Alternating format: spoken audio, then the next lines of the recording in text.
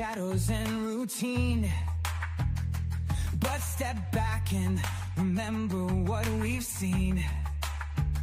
How far we have come and what we've achieved. It's actually really crazy, hard to believe. But there's still a journey ahead, a lot to do. You gotta keep on pace and push through. It gets hard without an end in sight, but we won't win this fight. It can get overwhelming, there's no doubt that's a fact. It's good to take some time, rest up and come back. What's up? Today's stream is very impromptu. I really don't have a topic. I probably will ramble on. This probably won't be the best for the replay crew, but I've seen other people go and have hour-long streams and they just ramble on. So whatever, I'm gonna go for it.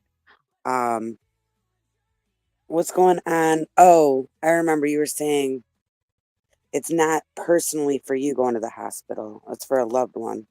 I don't know your beliefs, but if it's okay, I want to keep you in my prayers with that. But I never really want to push my religion on someone. So if you don't want me to pray, let me know. Irish, what's up? I feel like I'm gonna get a lot of like European people because the time, like right now it's 5 a.m. my time. Very weird time to be live streaming. But I don't know, it's been a minute since I've been messing around with the AI. I sort of took a break from it. I can barely talk. Maybe I shouldn't even be streaming right now. But yeah, I figured why not get back into the AI? I know some people don't like it for, whatever reasons. I'm kind of scared of AI myself, but it can be very entertaining and it can be very informative. Last time we messed around with the AI, I had a bunch of different older meetings. I had like 50 different videos of older meetings compiled for sources. But this time I put new ones in. So I only have like 5 videos that it's drawing from. And I basically asked it to do the same thing, to go over the public comments and give, compliments and critiques. Let us know what works, what's not working, how we can improve. I of course added in some other like directions to it for the podcast thing, but I don't know. It's always like a 50-50 chance whether they listen to me or not. But yeah, before I started, I put a prompt in and they made me a 13-minute podcast. And this is going to be more focused on March and part of February's public comments for Public Works. So let's see what the AI has to say about our comments. Okay, so the learner, are you ready? Ready for another deep dive? And this time, we're headed straight into the wild world of LA Public Works meetings. Buckle up because we've got hours of YouTube transcripts from Audit L, and yeah, things get interesting. Let me tell you, there's some gold in these public comments. We're talking about real people, real passion, and real opinions. This is democracy, like raw and uncut. It's like having a backstage pass to local government. You'll get to see how things actually work, the good, the bad, and the downright weird. And we've got an all-star lineup of speakers today. Oh yeah, we've got Audit La, Mona, Gigi, who you might know as Ganja Girl, the incredible Miriam, the insightful Amy, going by Jill sometimes. And then we got Nora, Kelly, and Yvonne. Each of these folks brought their own style and perspective to these public forums, and our mission, should you choose to accept it, is to unpack it all. We'll be highlighting their best moments, maybe offering a little constructive criticism here and there, just to help them level up their public speaking game. And by the end, we might even crown a public comment champion. It's going to be fun. Think of it as a deep dive and a competition all rolled into one. So, the learner.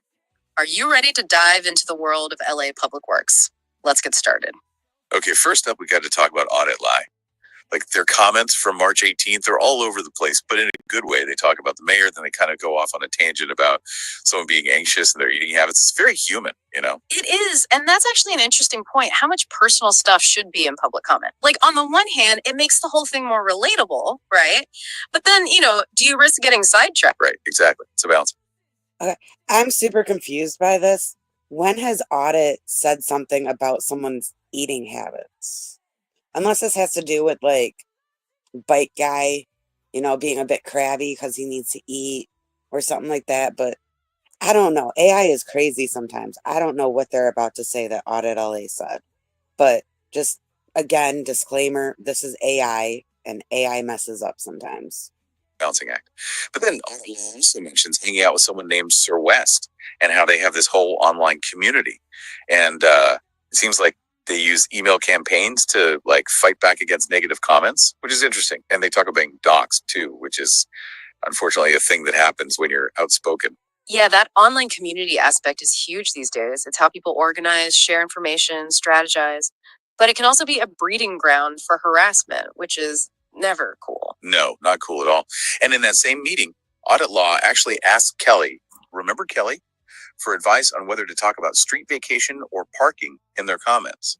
It shows they're thinking strategically, trying to make the most of their time, Oh, and they mentioned Delvac too. Remember that name? Because Delvac is a big deal in LA land use. Land use is a wonky term, I know, but it basically means how the city decides what gets built where and who gets to use what space. It's a huge deal and it gets people riled up. For sure.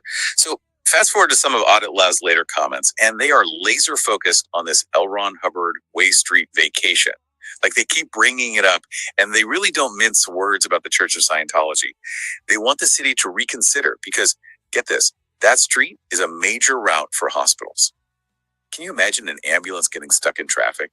That's a really smart tactic. By highlighting the impact on public health and safety, Audit Law is appealing to something everyone cares about.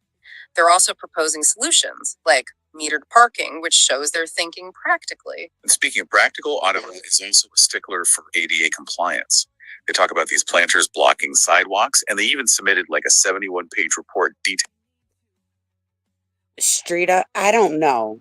This thing is weird. I didn't even catch that, but they keep saying Audit Law and weird stuff. Maybe, I don't know. Let me rewind it a little bit, see if I catch what you caught, because I don't know. They keep bringing it up, and they really don't mince words about the Church of Scientology. They want the city to reconsider because, get this, that street is a major route for hospitals. Can you imagine an ambulance getting stuck in traffic? That's a really smart tactic. By highlighting the impact on public health and safety, Audit Law is appealing to something everyone cares about. They're also proposing solutions like metered parking, which shows they're thinking practically. And speaking of practical, Audit Law is also a stickler for ADA compliance. They talk about these planters blocking sidewalks, and they even submitted a 71-page report detailing the violations. That's commitment. They mentioned some of the planters being removed, but they're still on the case, making sure everyone can get around easily. That's what's so effective about what Audit Law is doing. They're not just complaining, they're doing the research, documenting the problems, and pushing for real change. Totally. But then things get even more interesting. They bring up a CPR request, accusations of a smear campaign, fines for moving dirt.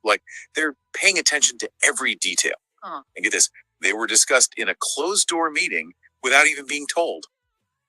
What's up with that? Yeah, that's definitely raises some red flags about transparency. Closed-door meetings have their place, but when decisions are being made that affect individuals who aren't even present, that's a problem. Totally agree.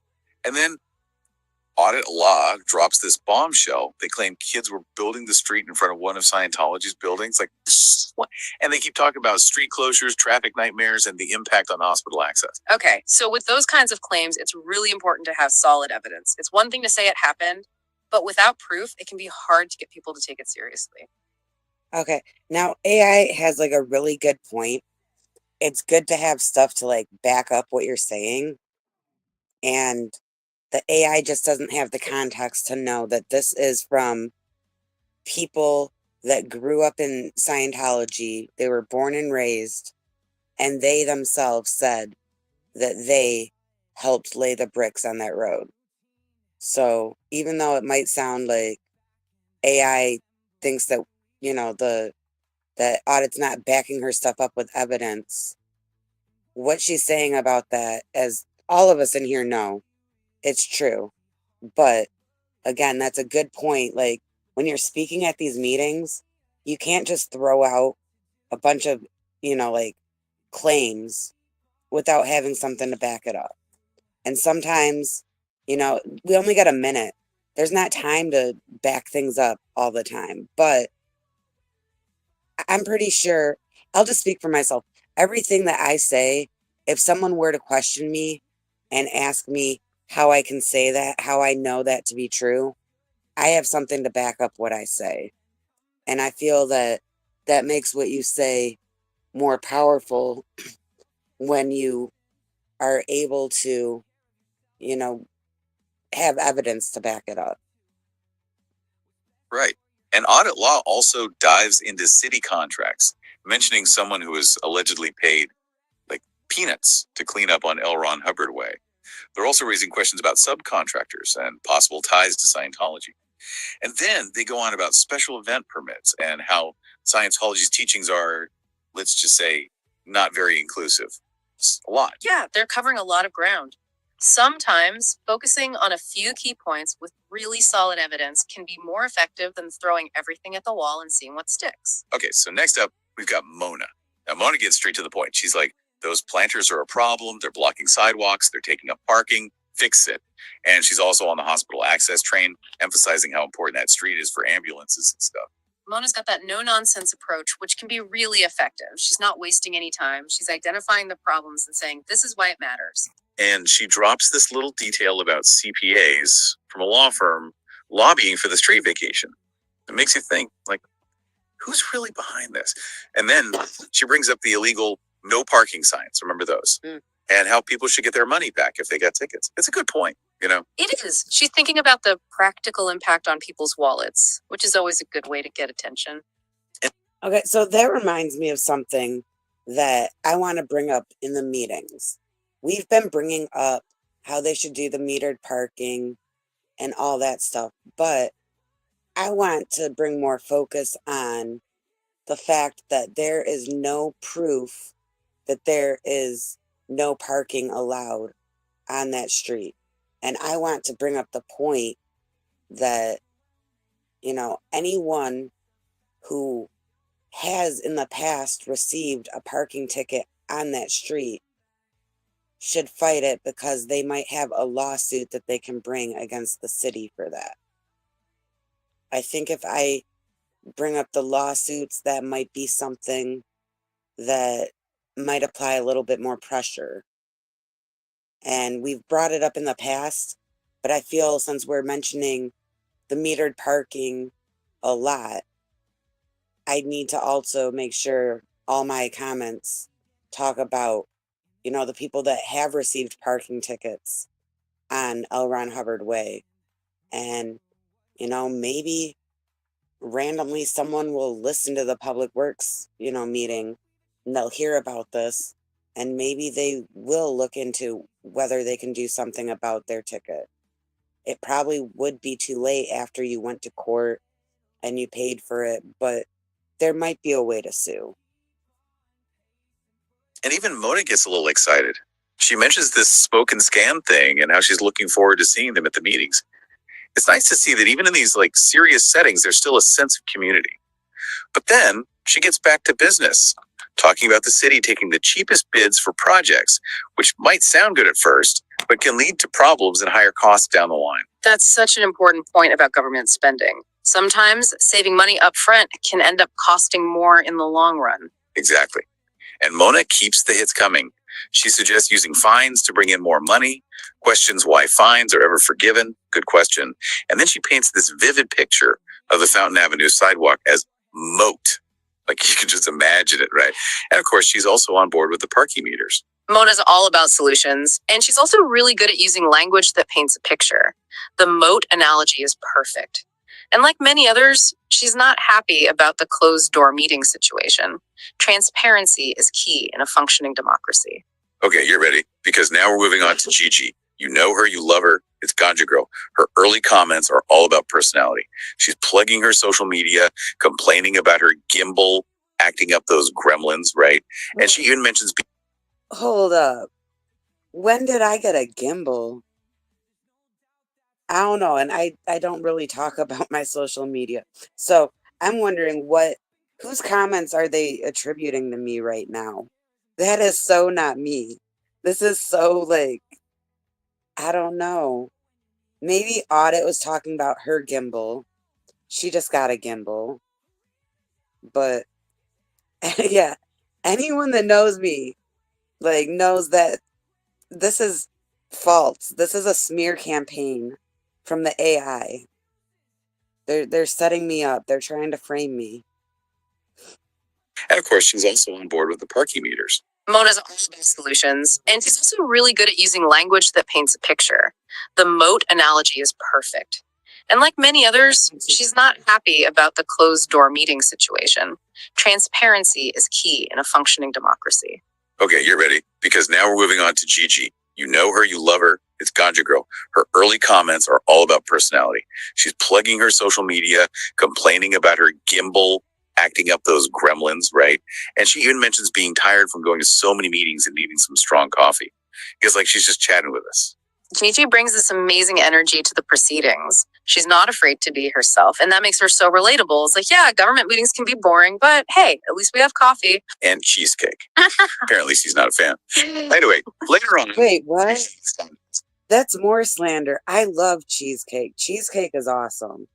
Don't let anyone ever try to tell you that Ganja Girl does not like cheesecake. AI is really on something right now.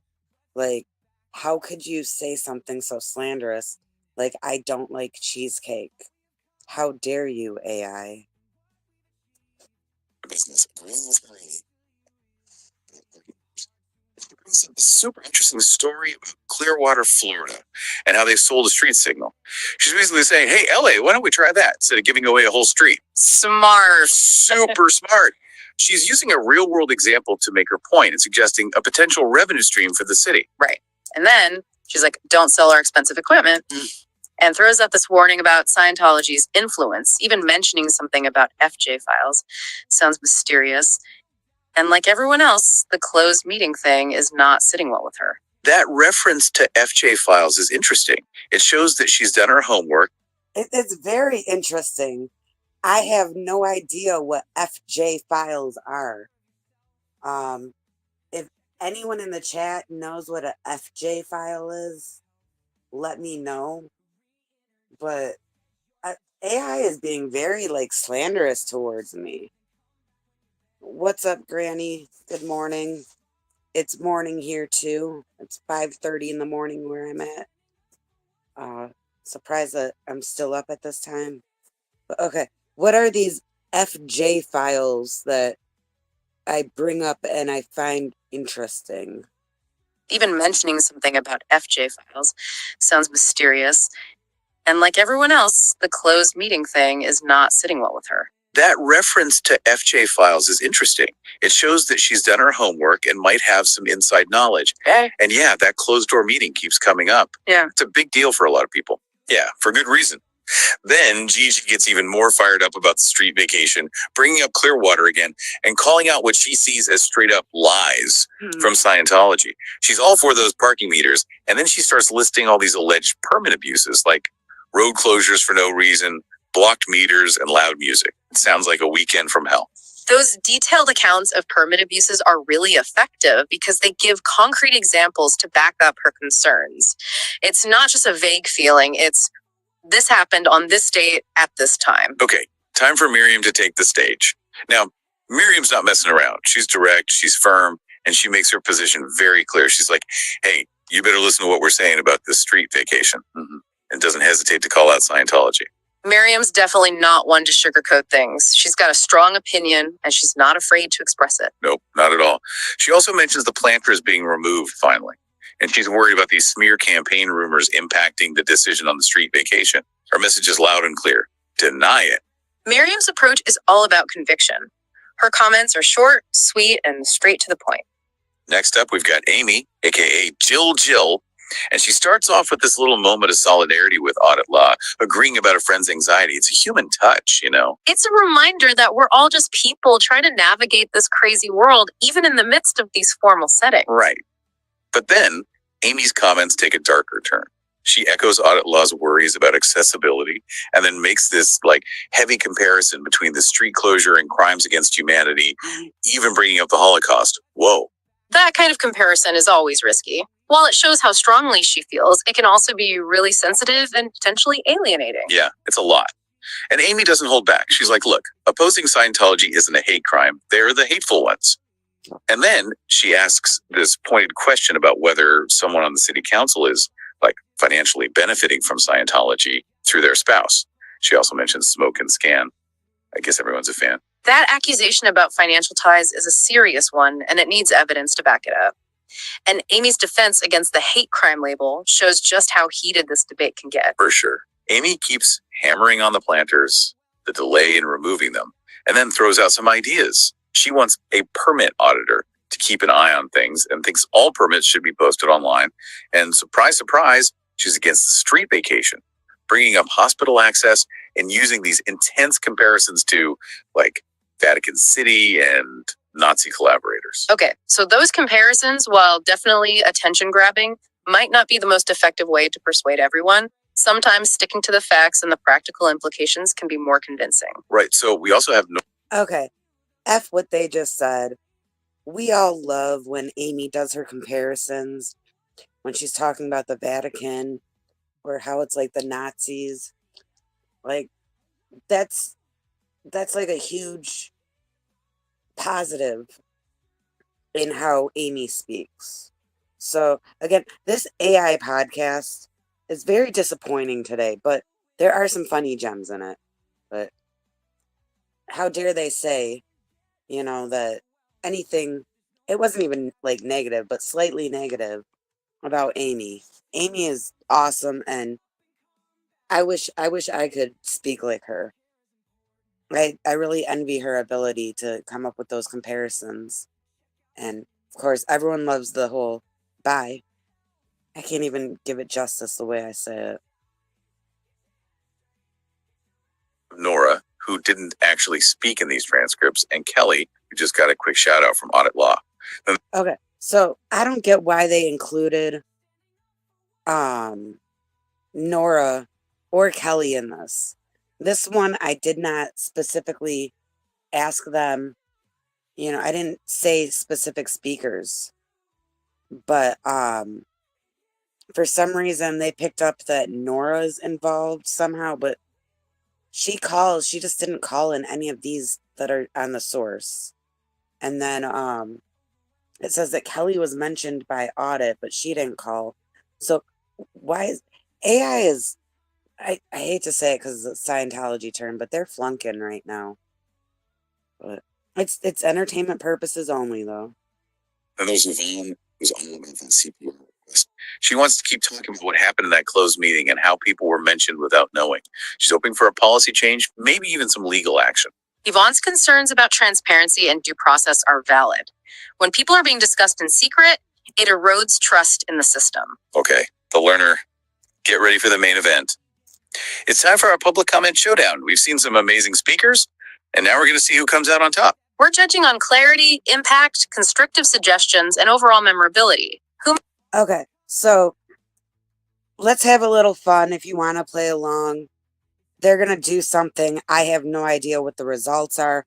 I don't know if they actually do crown a champion, but out of the people we heard them talk about, does anyone have any prediction who they're going to say the champion is. Just based on not how these speakers really are, but based on the AI, I'm kind of thinking they might say that Miriam is the champion. So I got my money on Miriam, even though I'm not betting because I don't think it's, I don't think I can legally gamble or whatever on here. But just all in fun, no money involved. Just my bet would be for Miriam. I'm going to just stall for a little bit longer, see if anyone else has any predictions. We got Irish says that Miriam's going to be crowned champion by the AI. We got Kirby's laughing. Oh, fact checked. Gigi likes cheesecake. Kirby's, you just do like the most random things. Let's see. Anyone else besides Irish want to give a prediction? I know for a fact it's not going to be me because apparently I hate cheesecake and I get mad at gimbals and plug my non-existent social media. Anyone? Kirby's. Who do you think is who's gonna be the champion? Anyone? I just want to see one more answer and then I'll play this. And I really will just ramble on and not play it until I get one more answer in the chat. So if you just want to hear me ramble on, do not give me an answer in the chat. But if you want to help me out with this awkwardness right now, throw a random name for who you think is going to be the AI's choice for the champion. Okay, good. See, and this is another reason I think Miriam's going to become the champion because she's listening. She's saying Mona. Okay. And Mona is my second choice for this. But this is based just on what the AI is saying. Who made their point in the most effective way? All right, Audit Law, you're up first. You get points for sheer volume of information and your dedication to ADA compliance. But sometimes less is more. You might be more effective focusing on a few key issues. So, Audit Law, your grade is a B. Mona, you are a model of clarity and conciseness. Your focus on tangible impacts like hospital access and your practical solutions were top-notch. You get an A. Gigi, aka Ganja Girl, you were unforgettable. Your Clearwater analogy was brilliant, and your account of those permit abuses was eye-opening. You had B+ near. Miriam, your conviction was clear, but providing a bit more concrete evidence could really strengthen your arguments. You get a C+. Amy, your passion is admirable. Whoa. Hold up.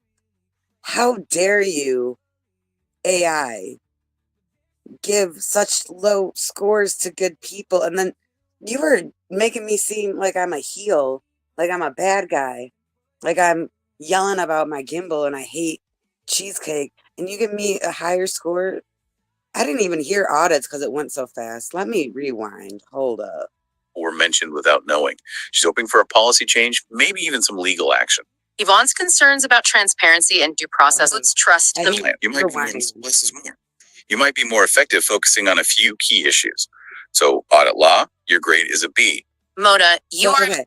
Audit gets a B, according to AI. a model of clarity and conciseness. Your focus on tangible impacts like hospital access and your practical solutions were top-notch. You get an A.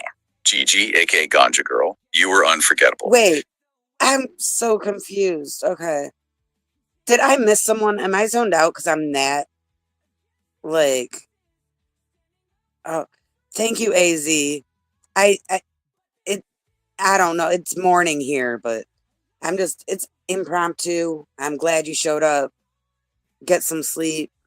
But hold up. Did Audit get a B or an A? What is going on with this AI? Your focus on tangible impacts like hospital access and You get points for sheer who comes out on top. we're judging on clarity, impact, constructive Mona gets an suggestions, A. and overall Okay. memorability. Who made their point in the most effective way? All right, Audit Law, you're up first. You get points for sheer volume of information and your dedication to ADA compliance. But sometimes less is more. You might be more effective focusing on a few key issues. So, audit law, your grade is a B. Mona, you are a model of clarity and conciseness. Your focus on tangible impacts like hospital access and your practical solutions were top notch. You get an A. Gigi, aka Ganja Girl, you were unforgettable. Your Clearwater analogy was brilliant, and your account of those permit abuses was eye-opening. You had B+ near. Miriam, B+. your conviction was clear, but providing a bit more concrete evidence could really strengthen your arguments. You get a C+. Amy, your passion is admirable, and raising awareness about disability issues is so important. However, those intense comparisons might not have resonated with everyone. You get a C. Yvonne. Okay, whoa, again. Okay, so Miriam gets a C+, and Amy gets a C. The way they were talking about them earlier, I thought that they were going to give Miriam... What? Now, obviously, I would rank things different. Like, I think that Miriam is way better than me. But, okay, so who's left? We have Yvonne, I think. Our focus on transparency and due process is crucial for a healthy democracy. You get a B. And Kelly and Nora, we missed hearing from you this time, but we hope you'll chime in next time. So after careful deliberation... Okay, I am glad they did not grade people that weren't part of the comments. That's weird that they threw Nora and Kelly's names in there. But, okay. So, you already know what the scores are. You already know who's going to win. The winner of our public comment showdown with clear, concise, and impactful comments is Mona. Congratulations. Mona, you are a true champion of public engagement. Your focus on solutions and your ability to explain complex issues in a way that everyone can understand is truly inspiring. And to all our speakers, thank you for using your voices and for caring enough to get involved in shaping your city. So, the learner, what did you think of this wild ride through the world of LA Public Works? We've seen it all: passion, frustration. Okay, so in a way, we kind of were right by saying Miriam, because Miriam's answer in the chat was the correct one. Miriam was able to predict that Mona was going to become the champion. So, you know, give it up for Mona. Even though this is AI, there were so many inconsistencies. This really doesn't matter. But I agree with them that Mona is a champion. I agree that all of us that call in and are persistent are champions. I believe that a lot of times we don't give ourselves enough credit. Maybe it's because we see other people sort of discount our part in the movement. We hear people make comments about how it's not important, it's not doing anything, there's bigger issues. And maybe when we hear that from other people, we, take it to heart and don't pat ourselves on the back. But everyone that calls in deserves a pat on the back, several pats on the back. Those planters are gone.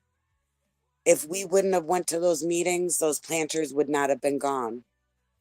If no one would have made a big deal about it, they could have stayed there for years, for decades, and think of how often the road was closed, how many special event permits that they had. Think about how, I don't know how long it's been. They had the L. Ron Hubbard birthday thing, but what other events have they really had recently? So we're making an impact, and each person that is calling is helping with that impact and is important. And it goes farther than the people calling in. The people that follow the meetings, the people that watch Audit when she's live, or when it's, just Zoom and no one's there, they watch Mona, and, the people that watch my little analysis of things and my brainstorming and sort of passing on my tips for calling the meetings. the people that are interested in the meetings, and then by word of mouth, sharing about the meetings with other people, y'all are champions too. Not everyone can do, like tons of people are very busy when these calls are happening. And sometimes you got to stay on the Zoom call for a while. They might have a presentation, so a lot of people can't mix it in with their schedule. Or they have an open schedule, but they don't have the technology to do it. Or they don't know how to do it because it's technology. There's a bunch of reasons why people can't, but the fact that people are still showing interest in the callers, in the meetings, and following what's going on with the street vacations and the permits, like that is a big thing that is helping. I feel like I'm sort of like a coach, and I'm given like the halftime little pep talk or whatever. So I'm trying not to be one of those people that's all like, I don't know. I'm not trying to like love bomb all y'all, but I know sometimes I feel like, what's the point of calling in? It's not doing anything. But then I look back several months ago and how things were, and I can find specific things that I have said, and they took action, and it might not have been as much of action that I wanted, but my statements have made a difference, no matter how small it is. And I can say that about every single person, even the people that have called in and tried to steer away from the topic of the meeting, the people that called in on, some haterade stuff. In a weird way, they helped too, because people were talking about it, and therefore people went and they would go back and watch the meeting. So I truly do mean it when I say that everyone who has called in has helped in some way and should be proud of themselves on some level. And yeah, like the meetings can seem boring if you have no idea what they're talking about. I personally am the type of person, I watch court trials and board meetings and a bunch of boring stuff. To me, it's not boring, but I get why it would be boring to other people. But if you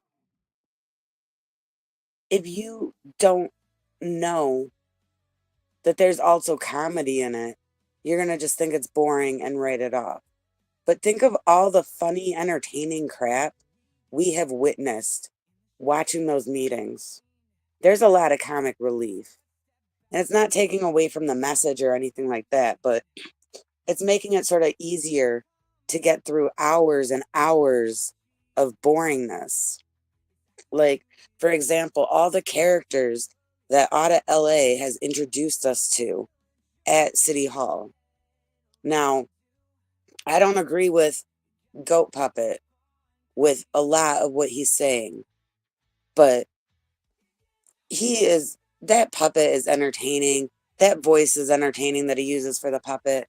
And until he says those bad words, I'm laughing at him and laughing at some of the stuff he says. Then he crosses a line and it's like, okay, shut up.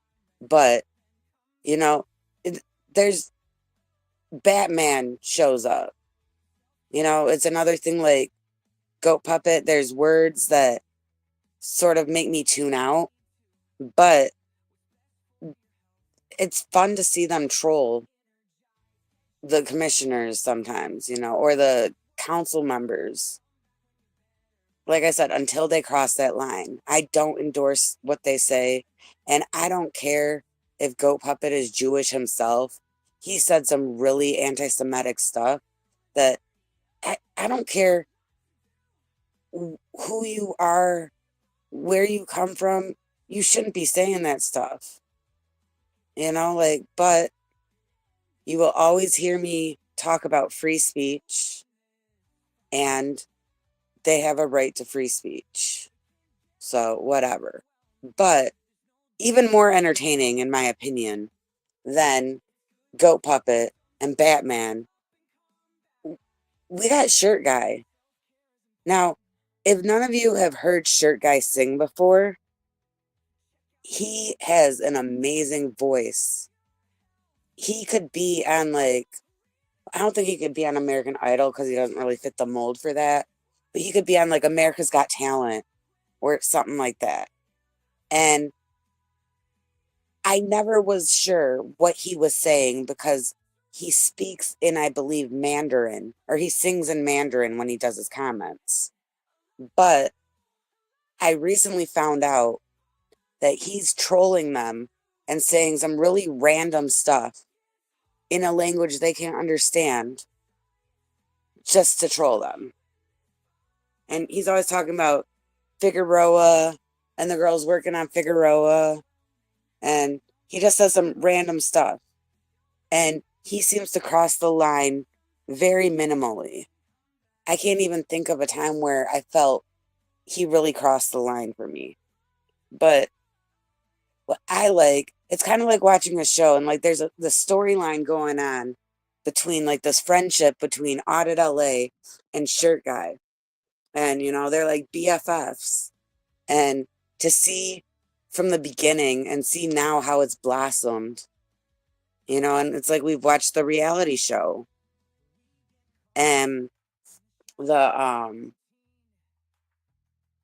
I've noticed is when Audit LA cannot make it in person and she's on the Zoom call, Shirt Guy is still there, and he will try to do things to sort of shout out Audit LA. So, for example, I saw she wasn't there one day. I think it was raining and she couldn't have her wheelchair out there. So he was in the city council, and I was watching this on, I think, Smoke and Scan. And he had a wheelchair of his own, and he was in a wheelchair. And it wasn't like a real wheelchair. It was like a chair with wheels on it. But a part of me felt like he was doing that as a shout out to Audit. And I see that he cares a lot about her and she cares a lot about him. It's really cool that you can meet these people just randomly at City Hall and a friendship can blossom like theirs did. It's just amazing to see that. And I like how he's come around he's talking about Scientology in his comments as well. And then I don't know if anyone missed it. I think everyone here has seen it, but Audit, she sort of caused a scene the other day in a meeting, and that was good type of drama. There's bad drama where people's, feelings are hurt and, really a lot of anxiety and negative stuff, but this was the good drama. So they didn't let her speak. She had waited, and I don't know if this was at the city council. I think this was at one of the committee meetings or something. And she waited and waited, and they gave her the microphone, and there were a bunch of people there. Those people were the fast food workers that want $30 an hour, which I can't personally agree with that. I can't understand their cause. I get it. If I was working fast food, I would want $30 too, but I don't think that I know people that have factory jobs and they work 10 hours a day, 5 days a week, really hard labor, and they're getting 25 an hour. I do not think that someone, knowing how McDonald's is, how easy it is to do that job, they should not make more money than someone doing hard labor, in a factory. But all those people were there, and Audit, she had an idea that since there were a bunch of people there, they weren't going to call her name if they saw Audit LA on the list, that she probably would get skipped. So she had put a different name into the kiosk when she signed up. Now, as you've seen, she goes by Audit LA. That's not her government name, and she's allowed to do that. So the same thing applies if she uses another name. She's allowed to use whatever name she wants to sign up under. And she decided to sign up under Kirsten Peterson. And Kirsten Peterson was called, and she let the other people speak, and they went to give her the mic, and then all of a sudden they end the comment and take the mic away from her. Now, I would have done the same thing too. What she did. What she did was civil disobedience. She asked, as she was doing it, she asked the officers what would happen. She found out that she would get kicked out of the meeting and then she would be put on probation. And probation means that you have to be good for like 3 more meetings or 3 more days that there are city council meetings or committee meetings. So, since we never see Audit act up, it's perfectly fine for her to risk it and get put on probation because she can go 3 days without causing a scene again. But I am glad that she took that risk, even though I don't see it as much of a risk. Like 3 days is really, and like I said, she does not act up. Now it's different for like Goat Puppet or F-Bomb because they can always, go off and get close to being called out and they could ruin their probation. But with her, it's perfectly fine. And I liked how, they said as long as she's moving, she can be as loud as she wants. She can say what she wants. Yeah, like she told them about her chair being broken and that it's not her fault that she can't go any faster. But I went and I rewatched that on I watched it on the actual, what is it, the LA City YouTube or something, but they have their own YouTube. And I watched and saw what their cameras picked up, what their audio picked up. And you can hear her a lot in the background as they're trying to go on. And she's yelling. And I don't know who that city attorney was. He's not the normal one. But I I don't like him. I don't remember ever seeing him. But he was being a jerk. And, but it doesn't even matter because she's okay. Probation is nothing. But I'm kind of wondering, would there be a way to like, if you can do it and then you're on probation for 3 days, couldn't you do it like every 4 days? Just spaz out on them and get kicked out? Like, and are the rules the same for public works? I think it's something you couldn't pull off on Zoom because they could just disconnect the Zoom. But could someone in public works like spaz out enough to get kicked out and then 4 days later spaz out again? Like, I don't know. I'm really not trying to give them any ideas, but I think that that's a very easy thing to do, that probation. And I think those rules are very, very lenient. But I heard that if you get kicked out multiple times, it like escalates and the punishment changes or whatever. But now the city should pay for her chair repair, but if you've noticed how long it took them to get rid of some planters, they're very slow in moving. So, the insurance or whatever is going to fix it faster. I don't really want to say too much because I don't know if I'm piecing things together, but I would assume that, there'll be a solution soon. Compared to if she did the city, it would be months, possibly over a year for them to fix it. So, they should, but it's like the timing of it would just drag on and on. So it would be better to just go to insurance because of the speed of it. And if it's insurance, that's not out of pocket, So regardless, she's not having to pay for it. So you would look for what solution's the fastest. And yes, I feel a lot of people would donate to get her chair fixed. I really even think a lot of people would contribute to a GoFundMe for her to get a brand new wheelchair. But I don't think she's gonna start one. I don't see it. She's not that type of. She wouldn't ask because those chairs are expensive and everything. And I don't know how much the repairs are, but for how expensive the chairs are, the repairs are probably really costly too. But I know that there's a bunch of people out there that would help with that. And, I feel like if someone just helped her out without her asking, I don't think she would deny them.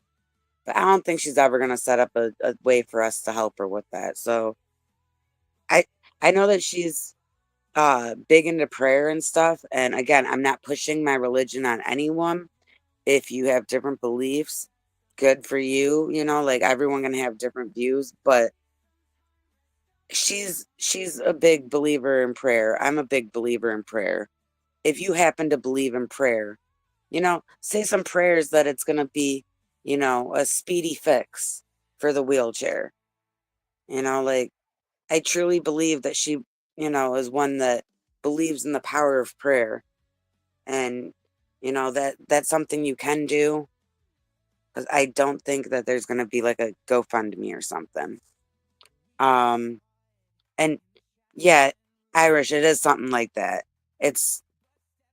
But I don't know, like F Bomb and Goat Puppet have been doing this. There's a YouTube video about what's his real name? Spindler, Wayne Spindler. And it's from several years ago, and it's a news story where he got kicked out of City Hall. And I don't remember all the details of what he said, but he was dressed as, I think, a KKK person or something. And it was very, very controversial, but he got a bigger punishment.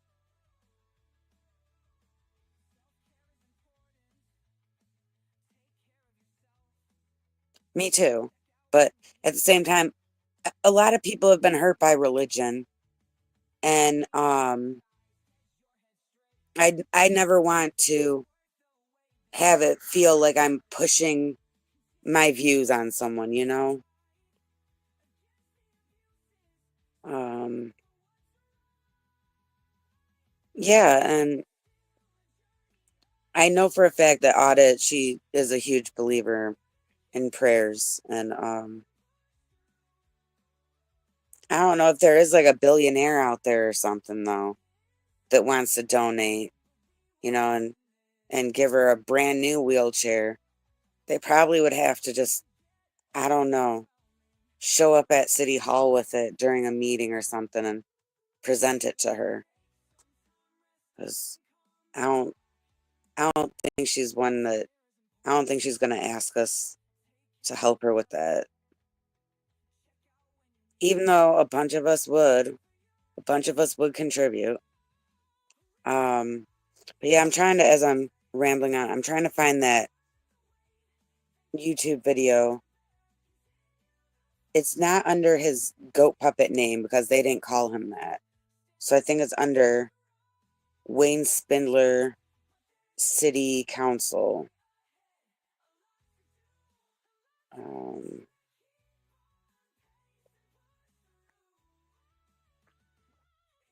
Of course, though, like everything wants to like. How did I use my data? In like 2 days, I went through all my data. I got internet. I don't know why maybe that's why, because I'm not hooked up to my internet. But yeah, like he got a bigger punishment. I forget what the terms were, but it made the news, and it was something that was like anti-Semitic. And I'm sure that I can't find it right now, but I'm sure that if you were to look it up and type in like Wayne Spindler, city council or city hall or ejected from city council, um,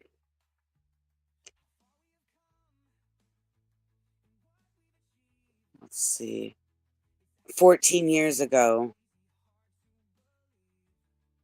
there's video of Goat Puppet talking at city council.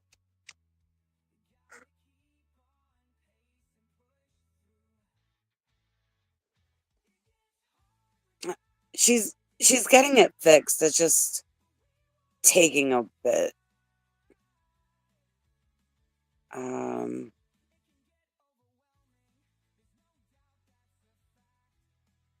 okay, so 8 years ago, okay, Goat Puppet's been talking there for at least 14 years. But 8 years ago, he was arrested in racial threats made towards black councilmen. And he was wearing a swastika on a red swastika painted on a white hood. And it was definitely not a good look. And he will say that he can say these things, and wear swastikas and stuff because he's Jewish, but that's BS. I'm Jewish too, and no. Like, I'm Jewish by blood or whatever. And I don't feel like I have any right to be anti Semitic. Like, I don't get why anyone would think that that's like an excuse to be hateful. Oh, I'm this person in this community, so I can be hateful to this community. That don't make sense to me. But this is 2 minutes long, so I'm going to play it. And this is from 8 years ago. Well, Elsa, the LA City Council says Wayne Spindler, who is an attorney, is no stranger to them or their meetings here at City Hall. They say they've gotten used to his antics, but this time they believe he went too far. Going for the gold, votes aye. The LA City Council is used to getting an earful from some during public comments. But on May 11th, Council President Herb Wesson got that and more from this man, Wayne Spindler. So I just want to go on record to make sure that the city attorney's office knows that this idiot has done what he's done. This is audio of what Wesson said to Spindler, shown in these pictures from the LA Sentinel. Spindler was wearing a KKK mask with a swastika on it when he passed notes to Wesson covered with profanity, racist language, and pictures of a burning cross and a man being hung. Here's how Wesson reacted. Not man enough to come up to my face and say something like that. But anyway, so you're disrupting the meeting. Sergeants, show him the way out. The LA Sentinel says that Wesson felt so threatened, the LAPD later arrested Spindler for making terrorist threats. Wesson said Spindler is at a lot of council meetings dressed like this and constantly makes racist and offensive comments to him and other council members. People in downtown LA had mixed reactions. I do believe that we do have the freedom of speech. However, there's a line. We shouldn't be derogatory or offend people. That's where the line gets crossed. Mr. Wesson has put himself in the public arena by being an elected official. So that goes to the territory. You got to put up with nuts. You got to put up with people who are racist. It just goes to show how ignorant people can be. Now, the executive editor of the LA Sentinel says he and other community leaders plan to ask the DA's office to launch an investigation and prosecute Spindler to the max. They also want his law license revoked. As for Council President Wesson, he plans to address the matter in the morning at a news conference. Okay, so that was 9 years ago. And yeah, his punishment was worse. He ended up arrested. And I don't remember what really came out of that. I'm sure that there's probably a news story, a written news story or something that might have more information, but this isn't like some new thing he's doing. He's been doing this for 14 years.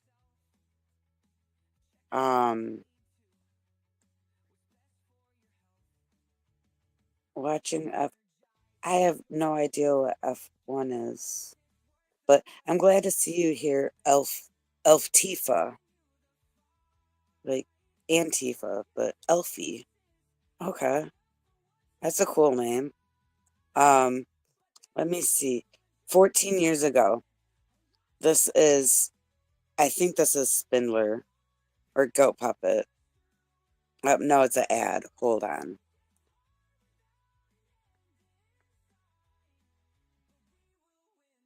Okay. Is there volume on here? In the comments.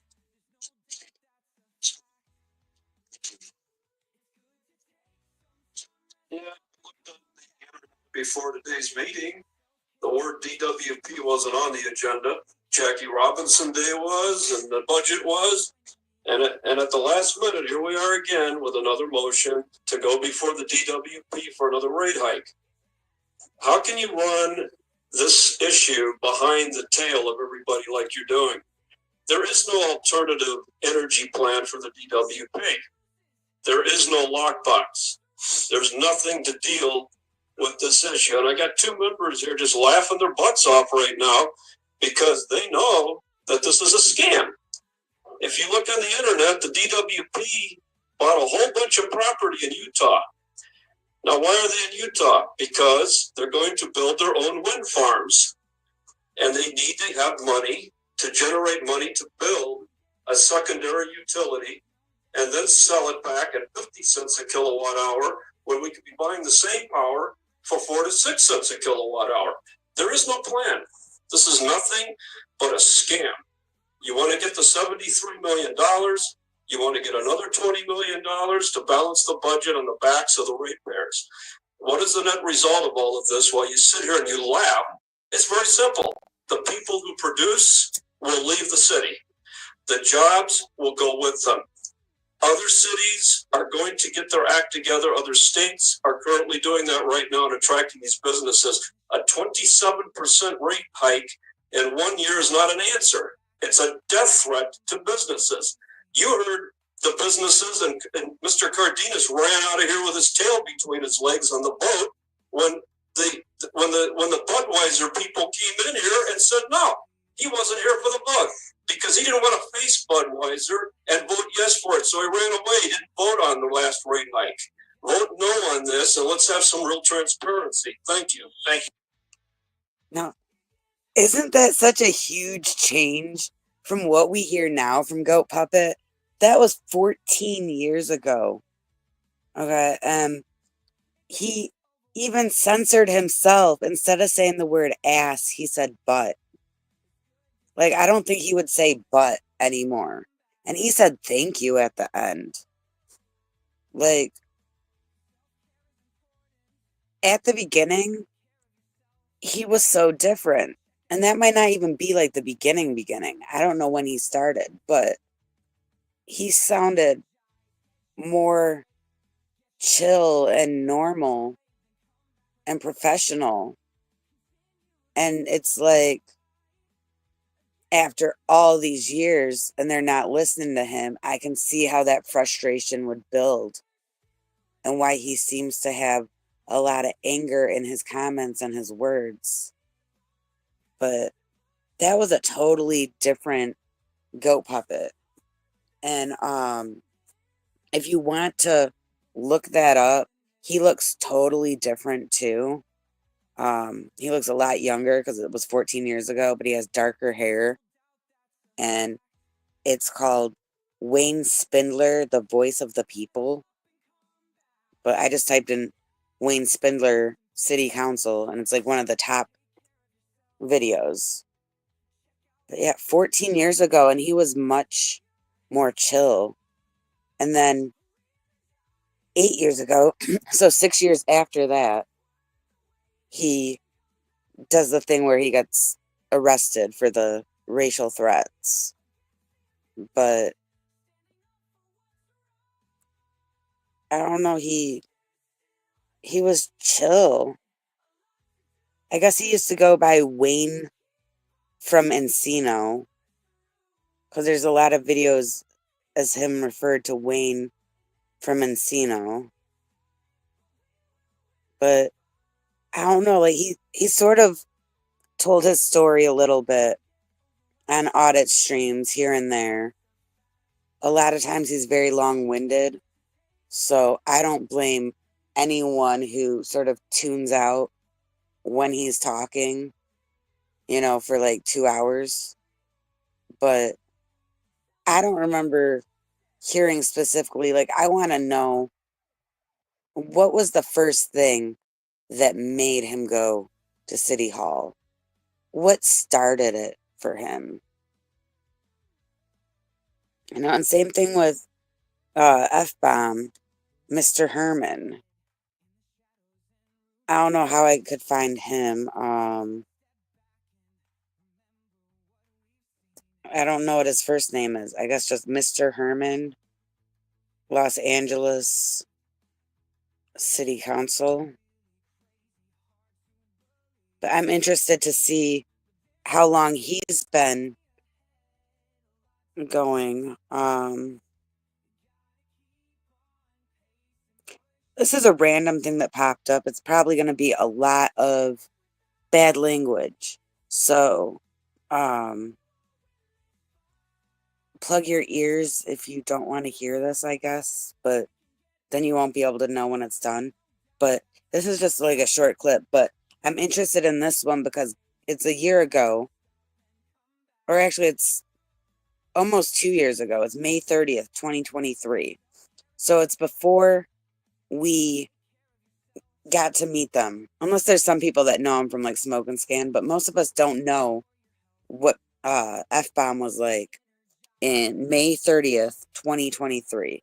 And on the thumbnail, there's a picture of Mayor Karen Bass. So I'm wondering if she's there when he's saying this stuff. But yeah, let's hear what he has to say.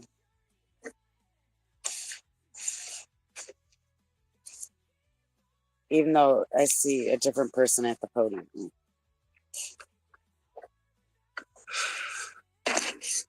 And as Councilmember Price is ready to begin, I'd like to welcome. The person at the podium is Curran Price. And his wife, has some shady business deals, and he has to recuse himself from a lot of votes, apparently. And I've seen him step out of meetings because they're talking about stuff that he's not allowed to be involved in. And he has like charges against him right now. Or maybe he's convicted. I don't know. But this video is crazy. He's wearing some like really bright shirt. But it says that Mr. Herman, it says meet Mr. Herman. And it says May 30th, 2023. But apparently, like, the other voices are going to be speaking more than him. I don't know.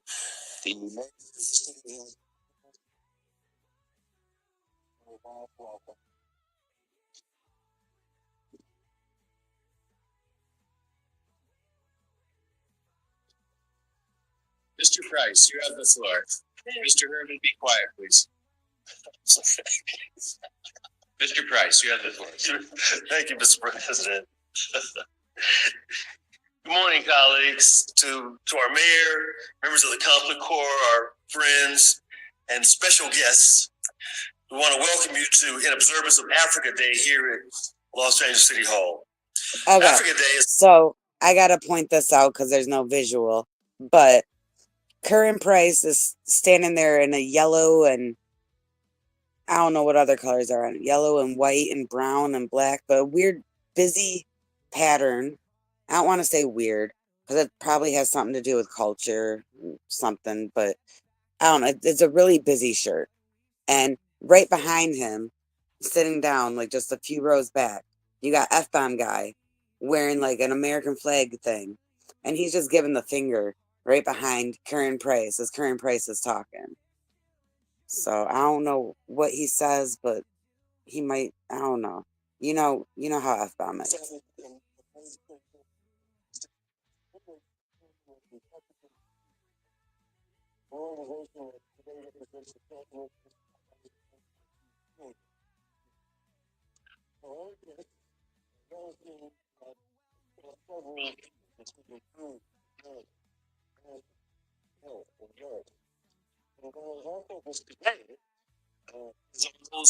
And this whole time, he's just behind him trolling him.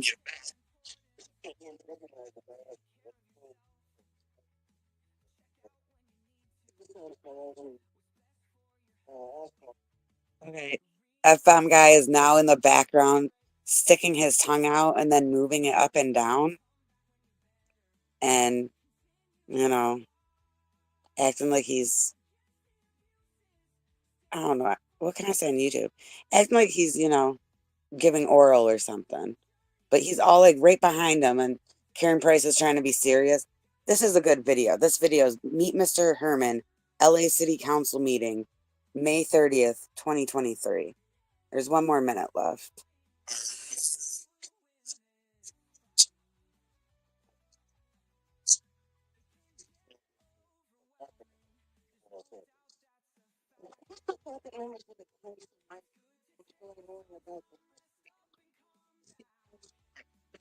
Council. Okay, so now the mayor's speaking, and F-Bomb is doing the tongue thing again. During those years played a really important role. Councilman Bob Farrell led the effort for LA City to divest from doing any business related to South Africa. And in the state assembly, Maxine Waters led the effort. And California and Los Angeles became one of the first state and cities that divested from South Africa and would not do any business. This move. Okay, now he's switching it up, and he has his mouth just open, as wide as it can be, and he's just behind her with his mouth open. Movement caught fire around the country and around the world, and actually led to one of the many reasons why the U.S. changed its policy and decided to divest and impose sanctions on the country of South Africa. Okay. So I was hoping he was going to get kicked out, or they're going to reference him or something. So that kind of was crappy over just audio, but that's a hilarious video. I'm looking at it on a different device, so I can't put a quick link in. But yeah. And yeah, fire Karen Bass. That's something that, how many of you have heard about her talking about Scientology when she was running and all that stuff? She was against, I think Caruso was running against her, and they brought up the fact that she was close to Scientology, and somehow she still got voted. I don't want to take audio from Aaron's. Okay, this is from 2 years ago. This is from the news. Oh, this is an ad. Okay.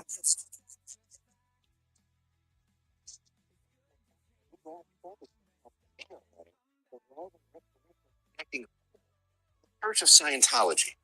This day, this new church of Scientology is an exciting moment because I know your goals and your commitment is truly to make a difference. Caruso's ad is called Church of Karen. It shows her, and then shows all the problems that Scientology has had over the years.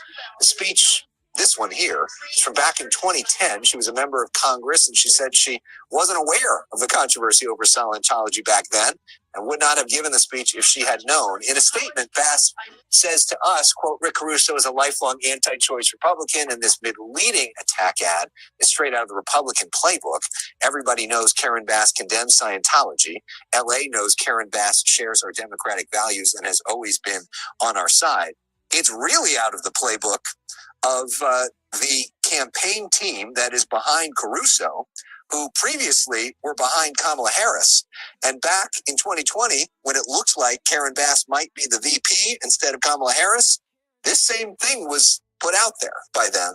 Now they're working for Caruso, Right, and tables it's turned. out there once again. And this is part of, we should assume this is part of his $17 million investment that he dropped. So, without getting too much into that, could you imagine if Karen Bass would have been vice president? That kind of would have meant, though, that the other guy, Caruso, might have won, or whoever ran in her place would have won. But that would have been crazy. Like, I don't know. I don't want to say she's a Scientologist because she's not, but she's close to them. And I wonder if, I don't know, everything would change if just one small thing is different. You know, like the butterfly effect. So I never even heard of that. I did not know that she was actually, you know, one of the possibilities for that. I don't know, but I feel like her comment, her response was basically, I'm a Democrat, so it doesn't matter if I like Scientology. Caruso's a Republican. Vote for a Democrat. That's like all I heard, and I did not hear her say, you know, Scientology is bad, really. Like, I don't know. Karen Bass is a horrible, horrible mayor. And who knows, Caruso could have been a really horrible mayor too. But I'm still kind of upset about her getting rid of the fire chief. Is that the title? But of Crowley. Like, I think that was really wrong. And the mayor said, like, the buck stops here, and that, you know, she's trying to blame Crowley for being responsible, even if it wasn't her directly that did it. Crowley was supposed to take accountability and responsibility for those that serve under her or something. But the mayor needs to take accountability then. And she needs to fire herself.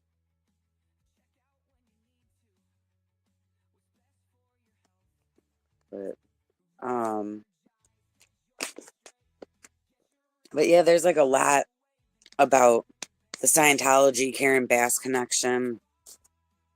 And if you're in here and, you know, you're listening, you probably already know that. But just in case you didn't know, the mayor of Los Angeles, she spoke at a Scientology thing.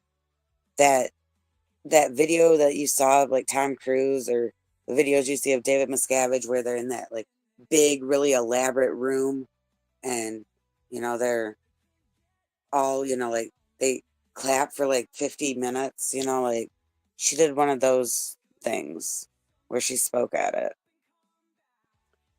And yeah, like I don't know. I don't think Caruso would have been better, but I don't think that, no matter what, I don't want to say church, or even if it wasn't Scientology, if you're like really close and speaking to these things and supporting them, and they're a controversial thing, you should distance yourself from that when you're trying to get further in your political career. Like, she leaned in a bit too much to that when she should have leaned out.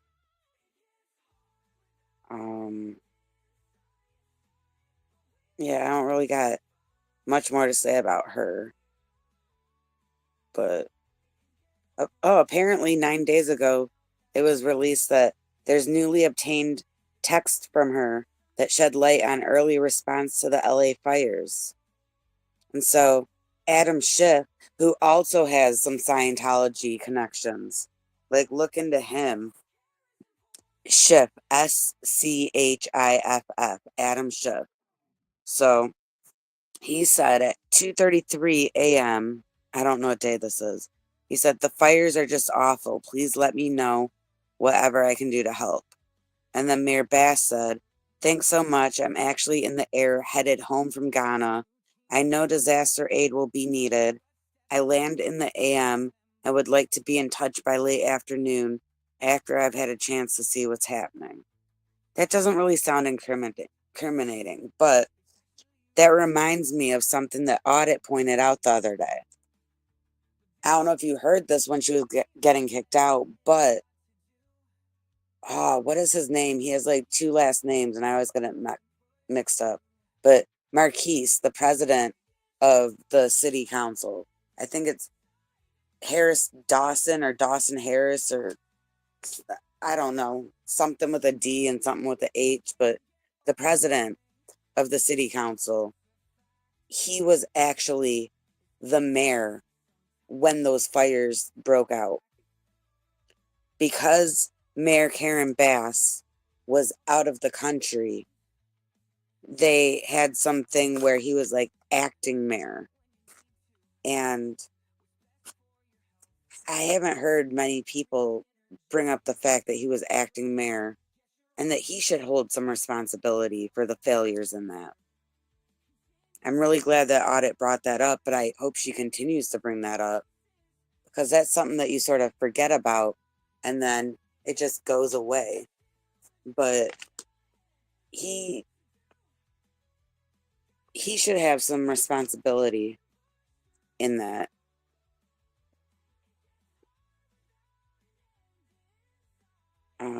Okay, let's see. Okay, these ads are ridiculous. Every single one I click on has an ad. Oh, did anyone in here hear about Tiffany Haddish joining Scientology back in the day, joining the Sea Org? I don't know if you know who she is. She's a black actress she's a comedian. She's hilarious. I can't think of anything off the top of my head that she was in. She was in this really good movie with Billy Crystal where she played his love interest.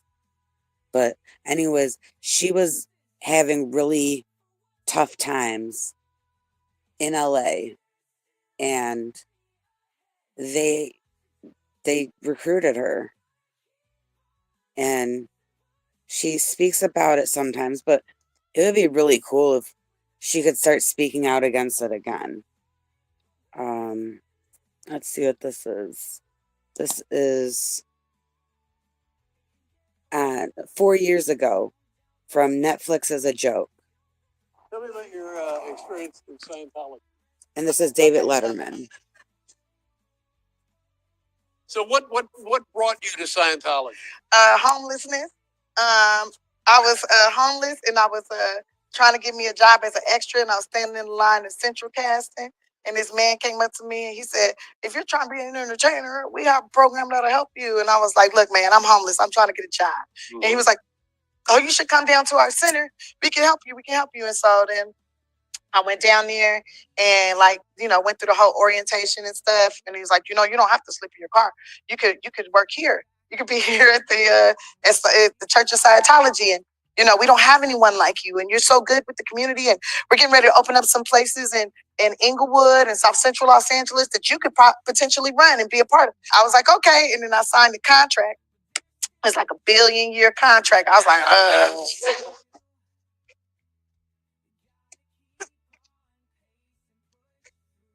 don't get that long, but And I just want to point out here, she's talking about they're telling her they're going to open up, places in Inglewood and stuff like that. And we know that there's not a lot of black people that are in Scientology. And I'm kind of wondering, when did Twyla join? And was she like a replacement for Tiffany in a sense? Because they really seem to just have one or two. And we've heard from people that used to be Scientologists that they're very racist. So I feel like they were trying to use her as a black woman to get more black people in a way, or to show that, hey, we have black people in our congregation, or I don't know. But I really feel that they were a bit more lenient with her and tried to get her in. I don't know this specific clip, but I've heard her talk about it. And as she describes what she did and how she left, I feel like they did not really treat her the same. They treated her, I don't know how to explain it, but they were looking at her, in my opinion, as like a token. And it's really horrible, but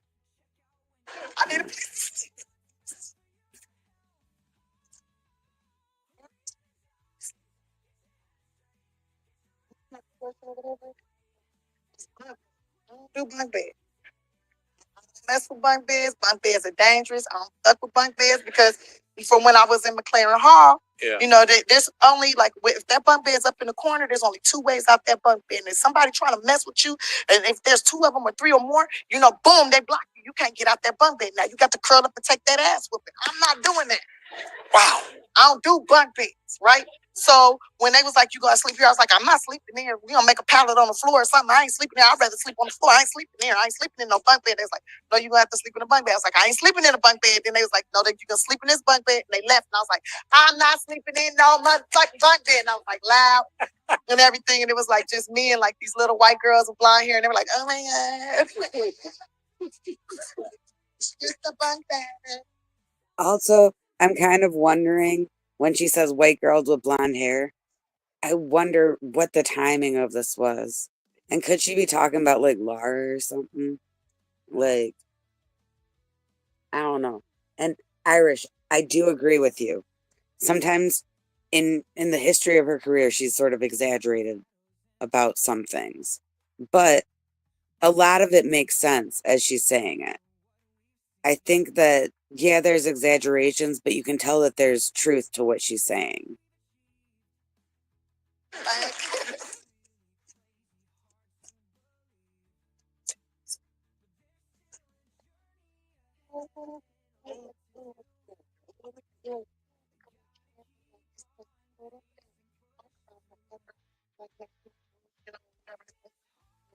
Your energy, and then you keep telling the story over and over and over again, and eventually the energy meter's supposed to read low, and then like you good, right?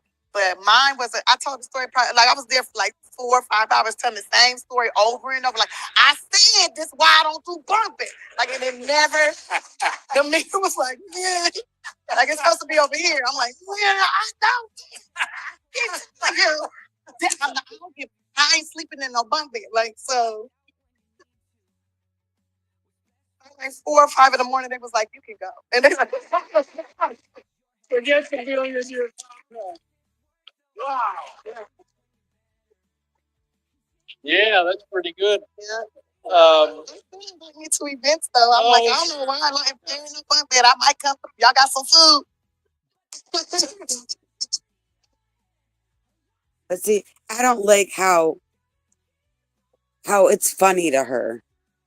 You know, like she did technically experience it and I didn't, you know, but I feel that she's a comedian, so of course she's going to be funny, but that's a more serious thing. And talking about, you know, they still invite her to things. I wonder, did she like completely leave?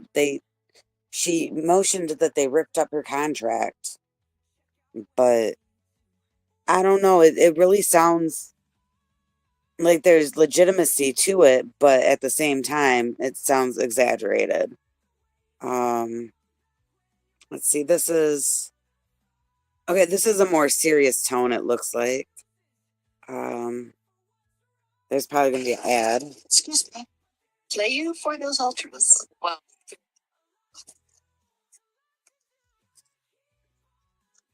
And this video is much louder. well. So,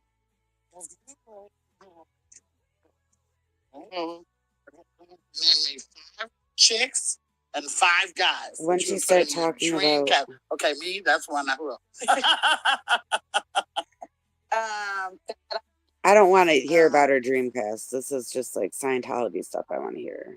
Feel abandoned. Yeah, because I know how they feel. Like I have a nonprofit organization. She grocery shop and stuff like that. Because so many kids don't know this, and it'll help you with life and all that. Okay. This is Money in my damn car insurance. Hey, what is this? One more thing. Didn't you dabble in the little Scientology for a while? Okay, so when I was homeless, I was standing in line at Central Casting to be a background worker, right? And I was living in my car, and this Scientology guy approached me, and he's like, "Hey, you can come and take these courses, and it'll help you with life and all that stuff, and maybe we can help you find housing." And I was like, "Shit, I'll go." And so I went and took a couple of courses, and then after like my third course. And it was like, they were really helping me read better. Like I could read, but it's still not at a really good level.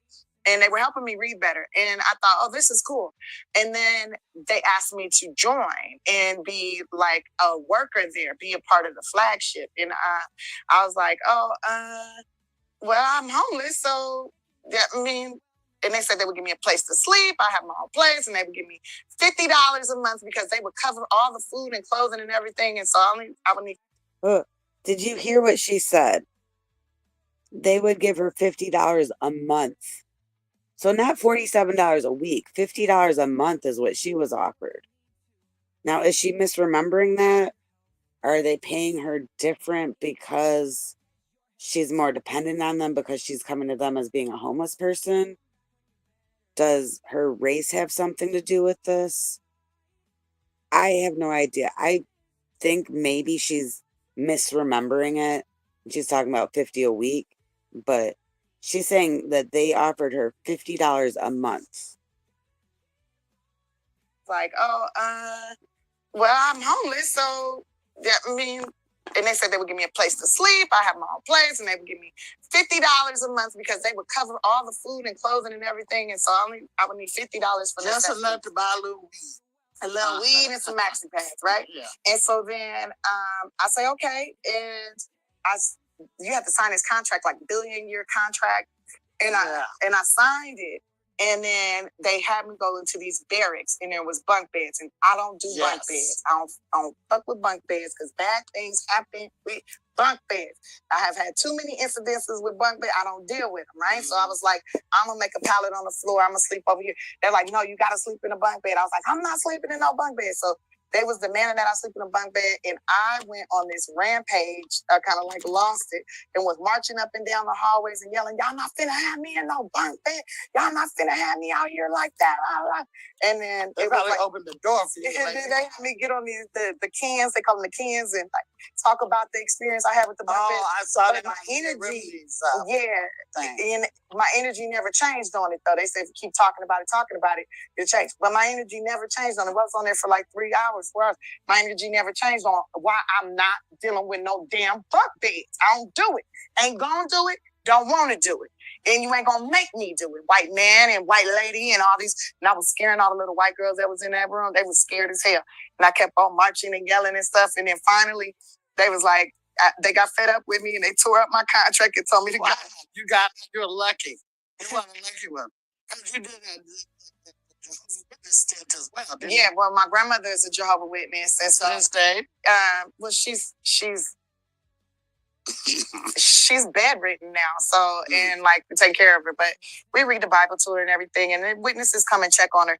But yeah, she used to take us in field service and all that stuff, and knocking on doors. It's funny how a lot of comedians kind of grew up in that world, in that Jehovah's Witness world. You could talk to anybody. Imagine Prince doing field service because he did. Girl, I would be looking forward to him coming to my door. Like, he'll never get out again if he come to my door. I'm like, come on in for the little coffee. They'll be like, misery. Because I've seen him at a convention before, and his hair was like different, and everything was different about him.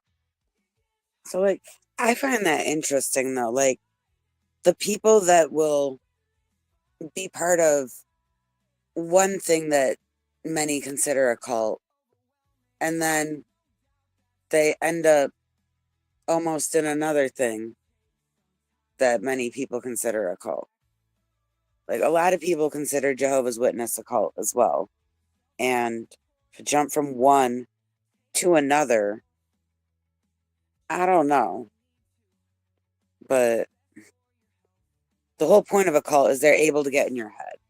So you're not thinking right when you're making these decisions, I guess. But yeah, like, I don't know. She does make light of it a lot and she exaggerates a lot, but I really want to know about that $50 a month. Was she for real with that?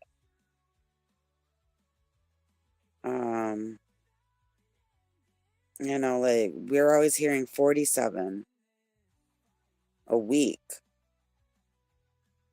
And apparently there's a lot of stuff. If you search this, there's a bunch. Wait, what's this? From 6 years ago. This is Jada Pinkett Smith, Will Smith's wife, and she's doing a red table talk, and she's gonna explain her connection to Scientology. Sending customer and employee rewards to Tango is so this easy. is an ad, Looking for ways to but make it more interesting. Using Tango is so fast you can send rewards. we don't really hear much about Will Smith and Jada with Scientology, but let me remind you guys, if you don't know, I'll educate you about this. Those kids, Jaden and Willow, they went to a Scientology school. There's always been rumors that Jada and Will are Scientologists. They've always been really close to people that are Scientologists. How come no one talks about Will Smith and Jada Pinkett and Scientology? Like, they're big stars. Will Smith, obviously, more so than Jada, but it should be talked about more. And I want to know where, where their connection is specifically to Scientology. Like, are they Scientologists? Or are they just, like, really friendly with Scientology? And how come no one talks about that? But I guess Jada's about to, 6 years ago, she talked about her connection. Didn't consider you because I didn't. Right. I was so caught up in the, I don't want to cry. Oh, and I was just caught up. Of course, this is that Leah pain, Remini, if you don't recognize her voice. and also the pain of others and the effects that it had. Jada Pinkett Smith and Leah Remini coming face to face on Jada's Facebook Watch series, Red Table Talk. Leah reached out to me, and she opened a space for healing between us. I embraced it. Yeah. And so we decided to bring it to the table. The sit-down is years in the making. The actresses fell out when Leah publicly accused Jada of being a Scientologist after an appearance on Bravo's Watch What Happens Live with Andy Cohen, on which Jada made light of Leah's claims in her 2015 book, Troublemaker, about participating in a game of adult hide-and-go-seek at Tom Cruise's house. Have you played hide-and-seek at Tom Cruise's house before? This is when our kids were really small. Okay. And Tom loved games. That was the whole point of Tom was just fun like that. Yeah. So I know she kind of made it seem kind of weird. Right. But it really wasn't. It was just a bunch of us goofing off with our kids and playing silly games. Fair game is a policy in Scientology that calls for the utter destruction of a critic of Scientology. Got it. You get trained on how to do this. You Right. first deal with it with a laugh, like it's boring, and the second thing is to discredit the facts. That's why I said then Jada's a Scientologist, because there's no reason for Jada to be doing that other than fair gaming. Just so you know, I wasn't fair gaming you on Andy Cohen. But it was textbook. This talk was the first time that Jada ever explained her involvement with the controversial church, which Leah, of course, left. For years, it's been rumored that I was a Scientologist because I took some courses at the church and was interested in study tech, one of the organization's teaching methods. I also opened a school that used the study tech, which added to the speculation. You saw me at the Scientology Center. I love religion because I grew up in the ethical society. Yeah. So my grandmother was like, you're going to learn all the religions and then you got to decide which one you want to practice. Love that. So for me, all religions have been my home. Sure. Which is why I didn't have a problem going to the Church of Scientology and saying, I'm not a Scientologist. I want to just be here and see what you have to offer. Right. Because that was my life. Because of Jada's celebrity status, Leah says she got access to Scientology texts that most people would have to work years for and spend lots of money to get their hands on. But Jada made it clear she's never officially joined the church and supports Leah's search for Shelley Miscavige, the wife of Scientology leader David Miscavige, who has not been seen publicly in years. Okay, so that brings up a good question. What makes someone a Scientologist? When it comes to the numbers, they try to include everyone they can to have higher numbers of how many people are Scientologists. And when they do this, they count people, anyone that has bought a Dianetics book or took a personality test are considered Scientologists to Scientologists. But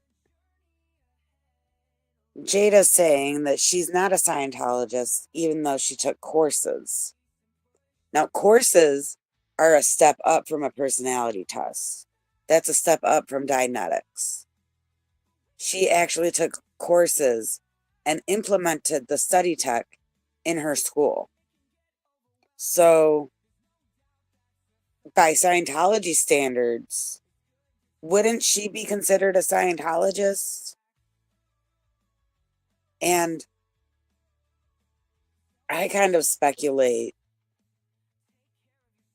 it's good to have celebrities that are Scientologists for their image, but it's also good to have people that say they're not Scientologists, but they're friendly with Scientologists for PR, because this person is not a Scientologist, so they really they can sort of disconnect, and their words mean something to the average person a bit more, like, oh no, I'm not a Scientologist, but look, they're good people, or it sounds better than like, I'm a Scientologist and we're good people.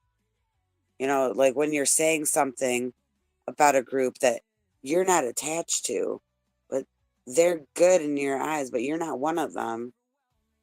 I don't know, it could be like a PR move to where Will and Jada are Scientologists, but they're sort of playing the role of not Scientologists, so that when they say something positive about Scientology, it's better publicity for Scientology. I don't know. I wonder what other celebrities there are that could be in Scientology and we don't even know about it. Think of where we get a lot of our information about who's in and who's not. Most of us, the best way to get information is to hear from the people that were in Scientology and have left. But how long ago did these people leave? I can't even remember off the top of my head, but it's been a very long time for a lot of these people that we're getting information from. I don't know who the newest out would be that would be a good source of, like what celebrities are now in there, just low key, or, like, I don't know who has the most updated information. But I also wonder about Juliette Lewis. Does anyone know who that is? I think she was in Breakfast Club. She was in a lot of movies in like the 80s, I think. And she was in Yellow Jackets on Showtime, which is an amazing show. I love that show. If you're into stuff that's sort of like maybe paranormal or mystery or crazy cannibalism, check it out. It's a really crazy show, but it's good. But she was one of the characters on it.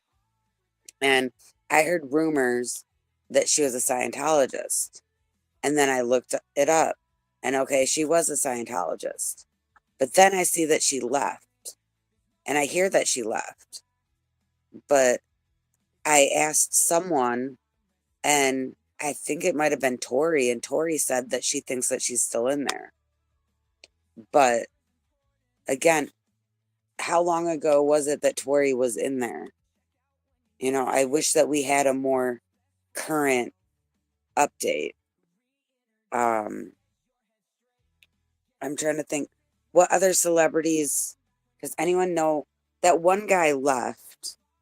His last name was like Bag or something, Baege or something. And he was on the firefighter show, I think. Or no, he was on one of the crime shows. One of those shows by the Law and Order dude. Jason Begg. And then there's John Travolta, Tom Cruise. There used to be Kirstie Alley. I don't know if anyone in here watches Big Brother, but Kirstie Alley was actually on an episode of the UK Celebrity Big Brother several years back. And they usually have like one or two Americans show up. And I remember someone was asking her about Scientology, and she said for them to buy the book. So they're trying to ask questions, and her response was just buy the book. And I wish I could remember who it was, but it's like, if I was running Scientology and I had celebrities, I would want them to say more than buy the book. Like, I'm not trying to give them any tips or anything, but they should use their celebrities to say some positive stuff instead of being so secretive about it. But I'm glad they don't, because we don't need them influencing more people to join. But I just always wondered, like, why do they just say, buy the book? You know, like, I don't know. Most religions and stuff, you ask about their religion or their beliefs or why they chose their religion, and people can speak so freely about it for a long time and tell you so much. And then you have Scientologists saying, buy the book. Okay, this is Kirstie Alley on Big Brother 2018 talking about Scientology. I heard that you are a Scientologist. Is that right? Yes. Right. Well, can you tell me what is it exactly? Because we see so much about it on the press, and there's so much controversy about it, and I just don't understand, because I don't know anyone who are Scientologist. What the religion consists of? The best way for someone to find out what it is to read a book on it. Read a book on it. Yeah. Books. There's like many Scientology books. Right. Or there's a TV channel now called Scientology.tv. But what is the God then? I mean, because we all got a God. We always have like a belief on something. Is there a God, Scientologist?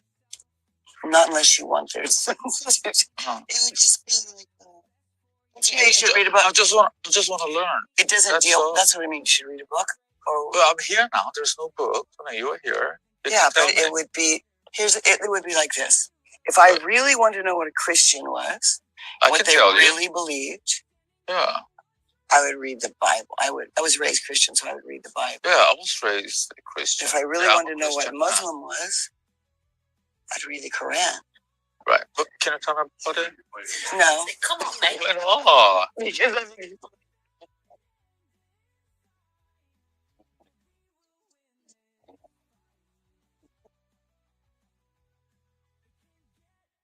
Like, that's such a typical response from the Scientologists, though. Like, they can't tell you what it is. And she's like, sort of laughing at him in a sense, or that her tone is like, he's asking such a ridiculous question. His name is Rodrigo, by the way. He's some European guy. Looks like maybe he's famous. I think that he's famous for being the human Ken doll. I think that was his thing. either way, I know he's famous for plastic surgery. And he does not look like a Ken doll, but I think that he was trying to go for the Ken doll look. But he had a very fair question, and she just like, read a book, read a book, read a book. Like, I don't know, she's so annoying. And then, let's see, they have her talking about John Travolta.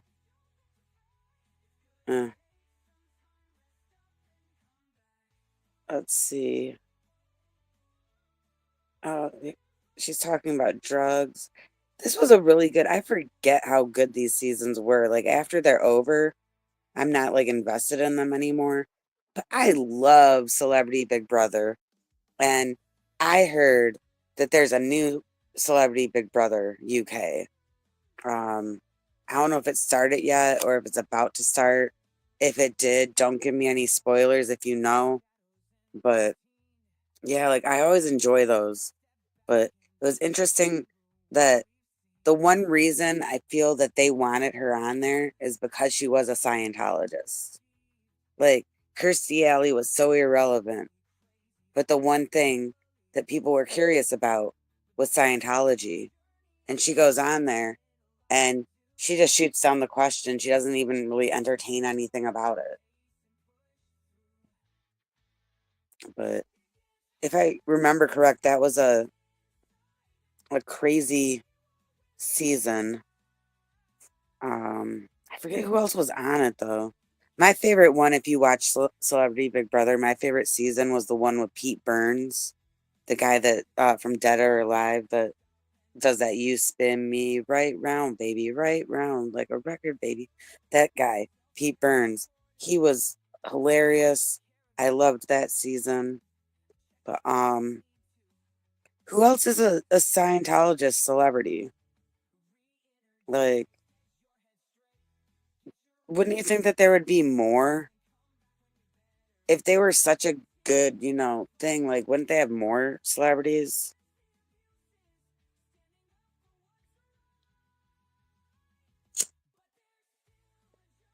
Like, let's see.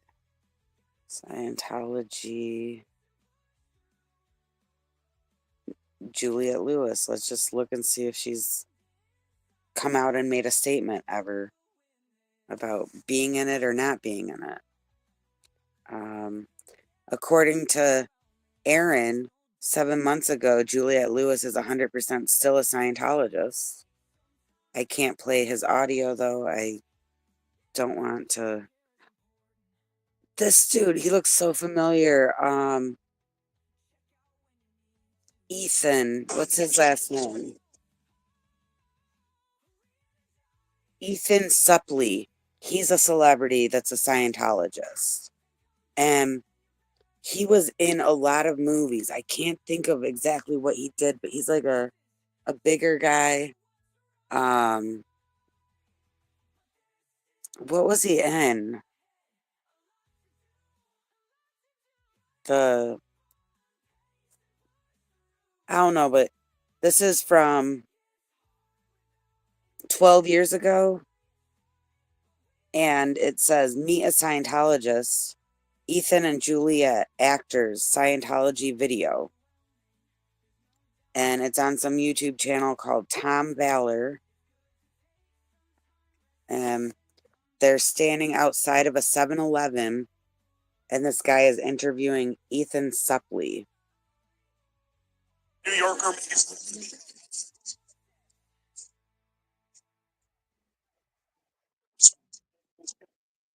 So apparently he's in My Name is Earl.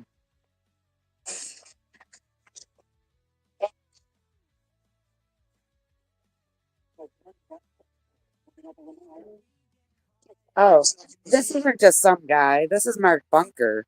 So it's on some Tom Valor channel, but this is Mark Bunker asking Ethan about Miscavige and stuff.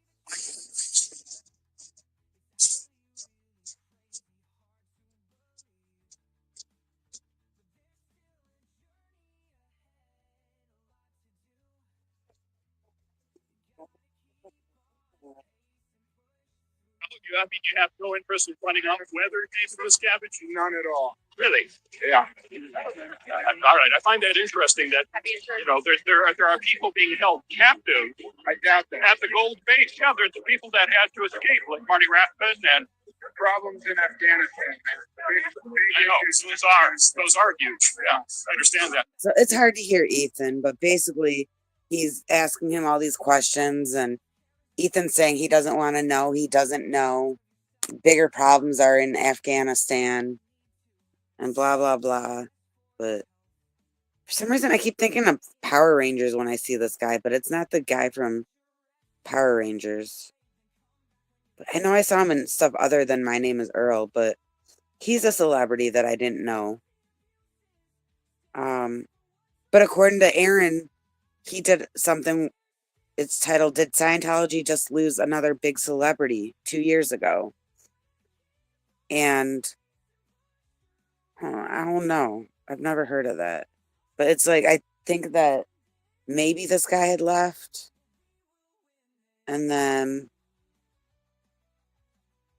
let's see, they're trying to say Keanu Reeves was attached to Scientology.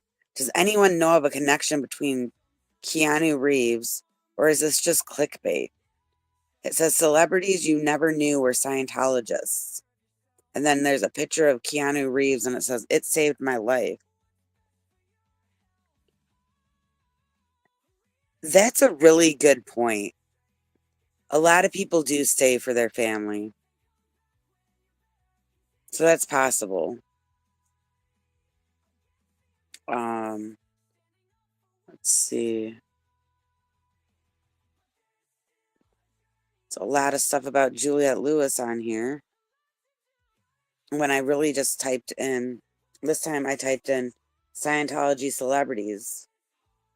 So I guess maybe they're listening to me, because you know how phones like listen to what you say and they like change your search results based on what you're talking about. Like, you don't even like own an animal and you're talking about something on the phone with a friend about the cat having diabetes, and then you're getting all this stuff like on your social media feeds about, cats with diabetes. Like, I don't know. Yeah, I think it's just clickbait. The way that they have it. But yeah, like, there has to be more celebrities, right? Like, there don't seem to be too many. Now, this one's another clickbait. It's saying that Jerry Seinfeld, he's on the thumbnail. And I don't think that's right.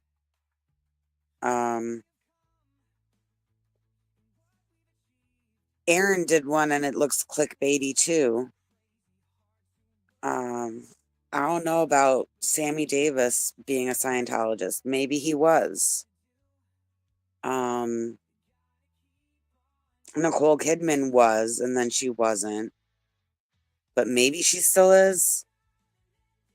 And same thing with Katie Holmes. Like, she isn't, but I don't think that Katie Holmes is declared suppressive, at least.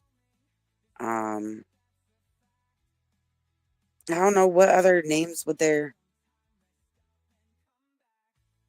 According to this, Tom Cruise tried to recruit Seth Rogen to be a Scientologist. And then we got Tiffany Haddish. Leah Remini. Russell Crowe speaks on Scientology.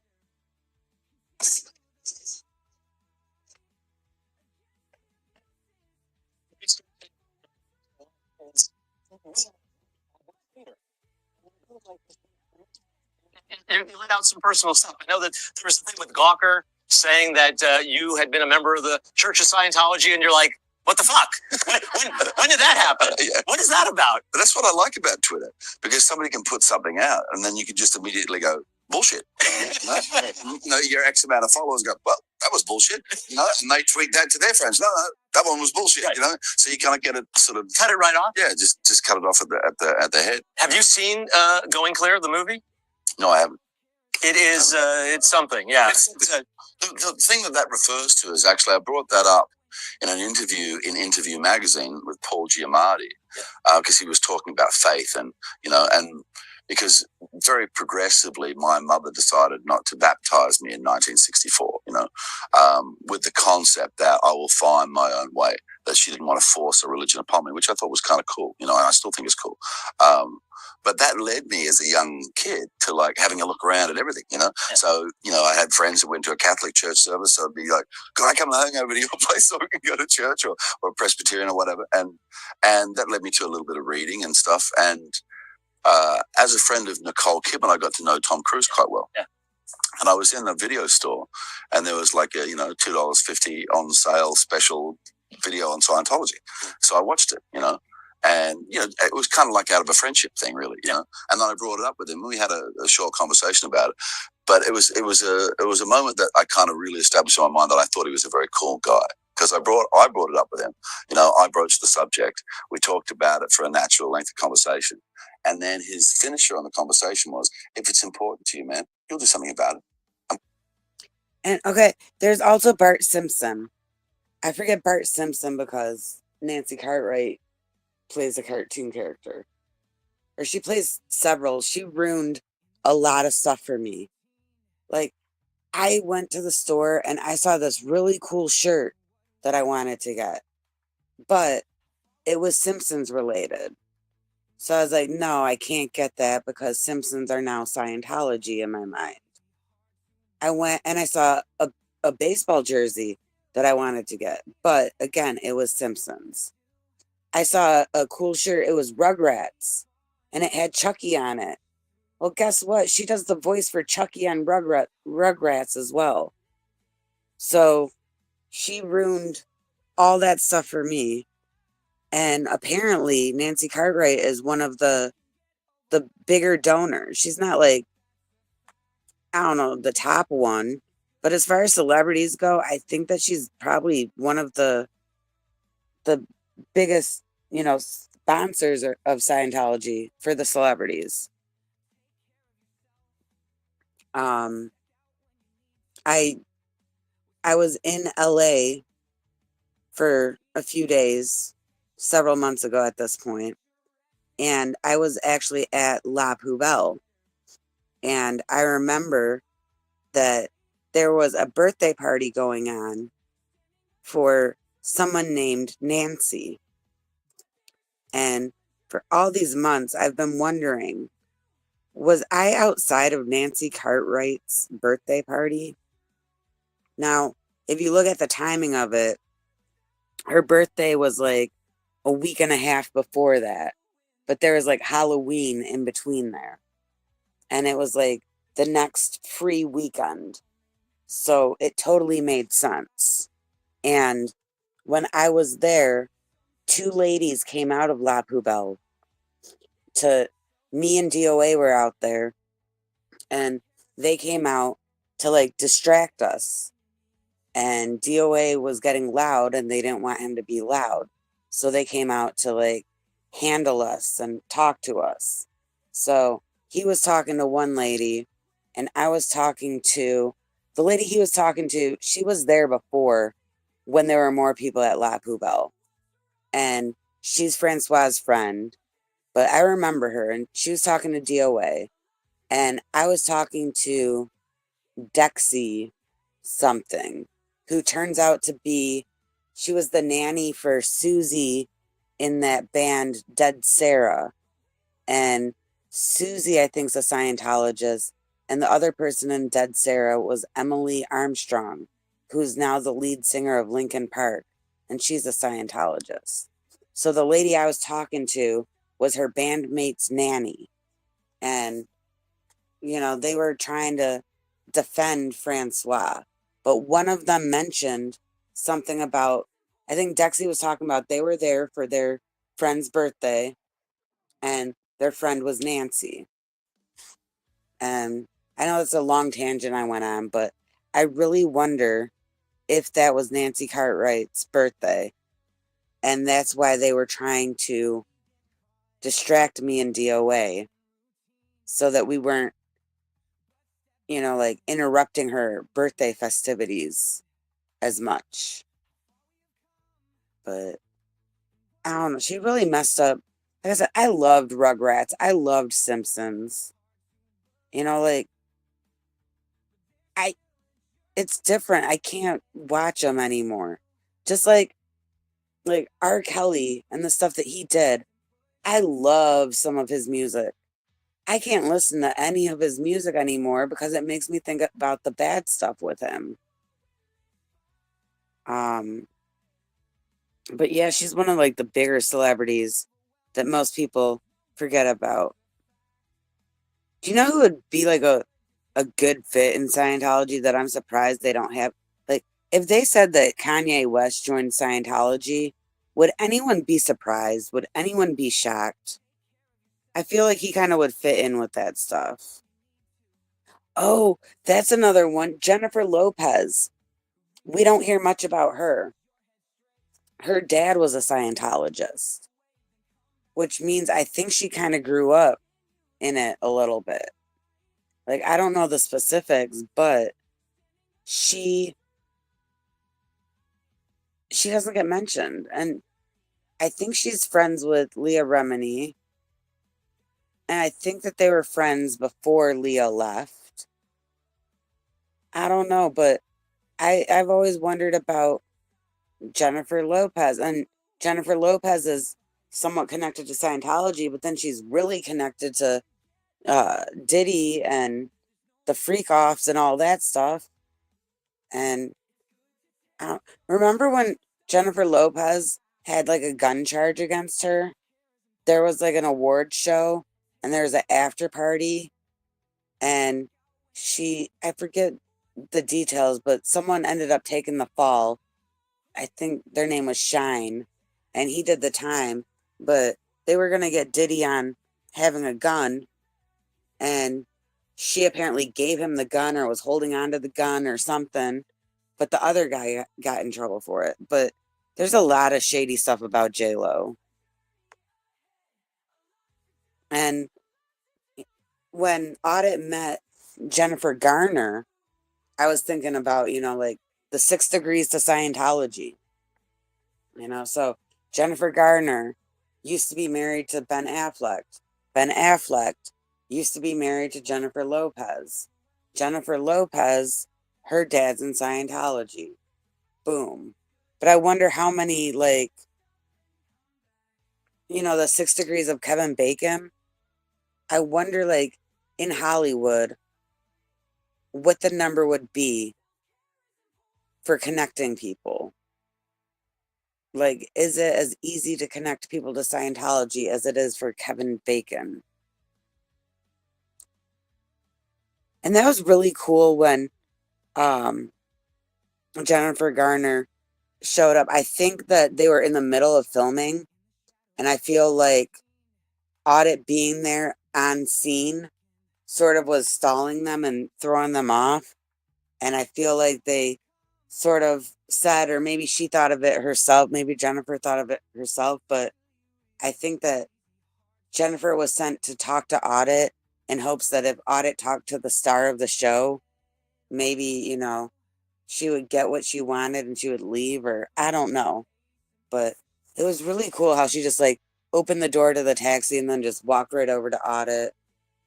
And I wish that there could have been a bit more interaction.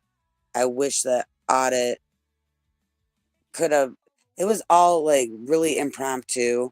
It's not like she could have planned for it, but I wish she could have shared more of a message with her and had her think about stuff, like maybe if she would have dropped some stuff about Scientology, even if Jennifer Garner is not into it, maybe someone she knows is into it, or, maybe she could speak out against it. I don't know.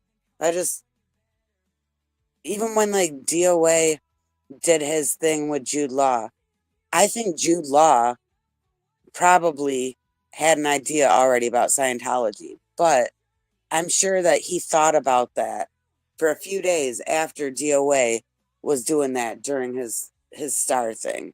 Like, if you're gonna have like a interaction with a celebrity, find a way to, get something to stick with them, at least for a few days. Make an impact or something. And then Lisa Marie, we forgot about that, or I forgot about that. And then Priscilla, those are celebrities. And I always wondered, were they trying to get Michael Jackson into Scientology? Like when he was married to Lisa Marie Presley, that was a really weird, strange period of time for Michael Jackson. Like all of Michael Jackson's life was weird and crazy, but based on his standards and his life and everything, I feel like that was a weird time. He was different around that time. And I wonder if they were trying to recruit him or if they did. Did he do any courses? Did he do anything? Like, I don't know. Same thing with Nicolas Cage. Wasn't Nicolas Cage with Lisa Marie Presley? I remember some story about how Nicolas Cage was such a fan of Elvis, and it was weird. Like every time they were talking about the relationship between Lisa Marie and Nicolas Cage, they were always bringing up her dad.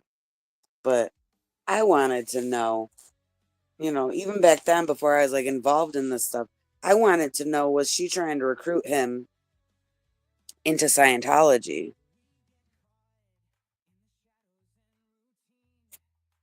And I know that Elvis wasn't a Scientologist, even though Priscilla was, and then Lisa Marie was. But I'm pretty sure Elvis never was. Oh, Manson. Manson was a Scientologist for a minute. And then he decided Scientology is too crazy for him. But I'm sure there's way more celebrities. But if you notice, the celebrities that I'm naming are like older, back in the day, nothing really current. So that's like a positive for people on our side. They're not able to get those celebrities anymore. Like their numbers are going down everywhere, especially with the celebrities. And I know that Nora worked at the Celebrity Center. And I find that really interesting, and I wish that she would speak a bit more on stuff. But at the same time, a lot of these Scientologists that have personal stories about like the celebrities that were in there, they don't really speak on it. And in a way, I kind of respect that. But I kind of want some of these juicy details. And if I remember correct, didn't Nora have a connection to, was it John Travolta or Tom Cruise? Where she was kind of like a nanny or something, or I don't know, maybe I'm misremembering. I do know that Tori, she used to be like an auditor for John Travolta, but I think Nora had some connection too. But I wish we could hear more about these things that we have been wondering for years. Like give us some Tom Cruise stories. I know people joke about Aaron and how, most of his content is, Tom Cruise and John Travolta, it's celebrities, whatever. But I mean, I want to hear that stuff. Like I'm all for like the seriousness of the situation and educating myself about the atrocities and the abuses and, fighting for the people that were hurt by science. I get all that. But I still want to know the juicy gossip. And I'm sure you guys do too. Like, what stories are there? And with Tori being the auditor for John Travolta, I'm sure that she knows so much. And there's been speculation all these decades that John Travolta is gay, or that he's bisexual, or I've even heard that he cross dresses sometimes and he was caught or something. I don't know.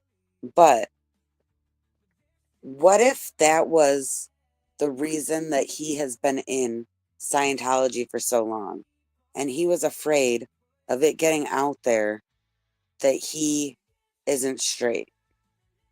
Like, that would be a plausible reason for not leaving.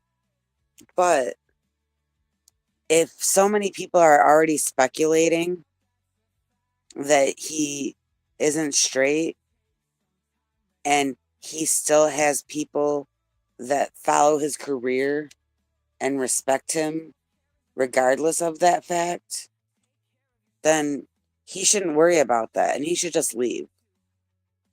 And I heard speculation from Aaron that Travolta might have left, or he might sort of be looking at things differently and he's still in but not all the way in, or I don't know. But if for some reason John Travolta is hearing my stream, early in the morning randomly with as little subscribers as I have, if John Travolta's hearing this, we don't care who you're with, who you like, whatever. Leave Scientology. Like, if that's the one thing holding you back, no one's going to judge you on that. People are judging you now because you're a Scientology. More people are judging you now than people would be judging you if you admitted what people have been speculating for decades. But I kind of wish that Tori would give us some details, but like I said, I respect that she isn't running her mouth. But could you just imagine the stuff that Tori Magoo knows about John Travolta?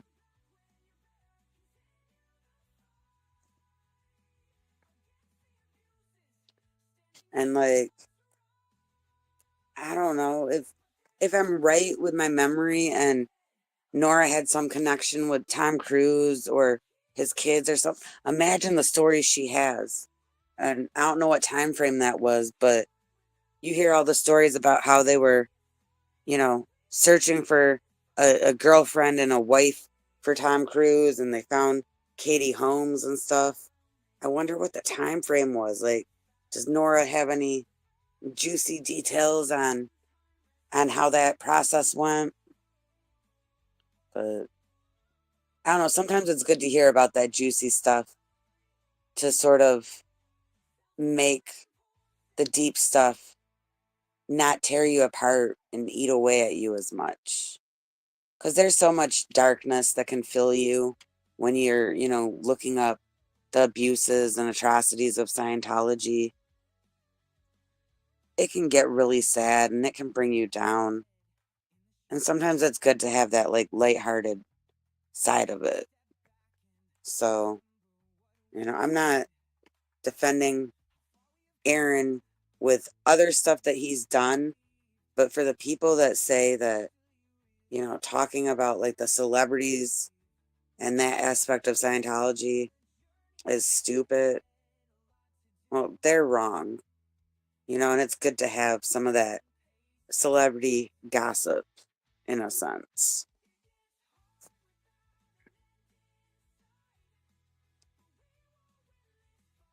And okay, there's another cult or secret society that I heard that John Travolta was a part of. Like the Illuminati, which is very loosely defined. A lot of people attribute different things to the Illuminati. Technically, the Illuminati is not what the majority of people talking about the Illuminati claim it to be. But John Travolta was supposedly in the Illuminati as well. And I've heard theories that his kid and his wife were like sacrifices and all that stuff, and I don't know. But it was really weird to me how that happened and how he lost everything and he's still a part of, just like Maxon. Maxon lost his daughter, and there was some story I heard about it. She was in charge of keeping the squirrels out or something, and I don't know where the property was, but there was some type of electrical fence, or she had something that shocked them, or I don't know, but somehow she ended up getting killed by an electrical shock, something like that. But that was Kendrick Maxon's daughter, and the reason it happened was because of Scientology. And he still is so loyal to them and is representing them in court all the time after they took his daughter from him.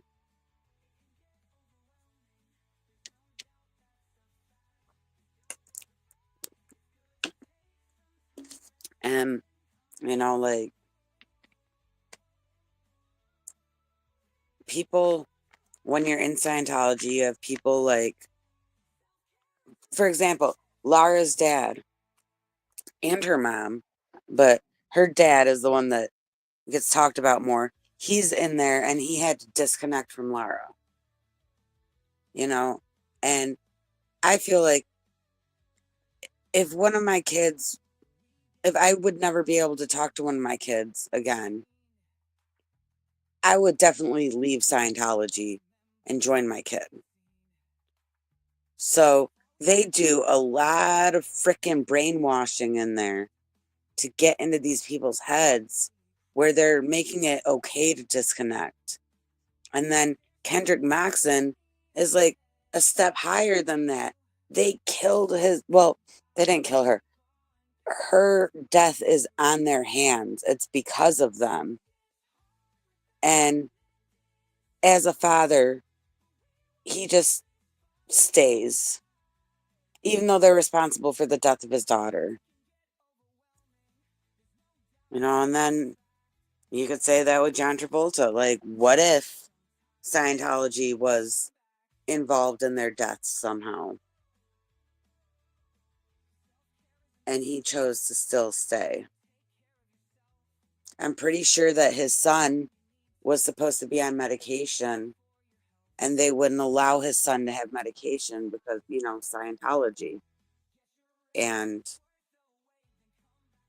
if his death was because of that, then his death would technically be because of Scientology. And yet John Travolta is choosing to stay after that. Like, they really get in your heads. Like, I don't understand that. I don't have any kids of my own, but I have stepsons that they mean just the same to me as if I had, if I had given birth to them. And I don't know how it would be possible if something happened to them and it was Scientology's fault, why would you still be in Scientology? As a parent, that doesn't make sense. Just like the disconnection doesn't make sense.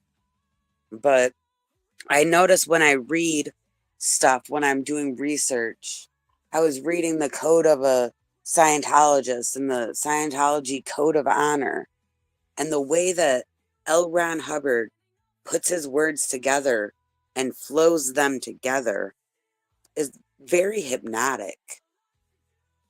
I noticed that going into it as, someone with an anti-Scientology viewpoint and being prepared for the words to be hypnotic, I was feeling those words creeping in my head a certain way. Like, the way that he did it, that guy was freaking powerful with his brainwashing. And it's crazy, like the level of, mind manipulation that's possible. Yes, exactly. Like, and that's because of the Scientology. So why would he allow Scientology to cost him his wife and his son and still remain? And I don't know if anyone in here still even watches Aaron, but John Travolta drives by their protests like almost on a weekly basis at this point in several cars. And even if you can't get a good view of him, it's him for sure. Because those cars, those old cars, there's pictures of him and his car collection. And those same cars, the same license plate, are there. And he's bald now. And the person in the video is bald.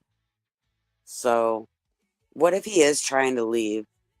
And as a way, like, of dipping his toes in the water of the outside world, he's sort of driving by the protest. He can't speak out or protest himself, but maybe he's sort of going there to see what's possible and see others that left, and maybe he's trying to leave. I don't know. But I think it would be really awesome if he left. I would totally support him. I would go and I would buy every single movie of his.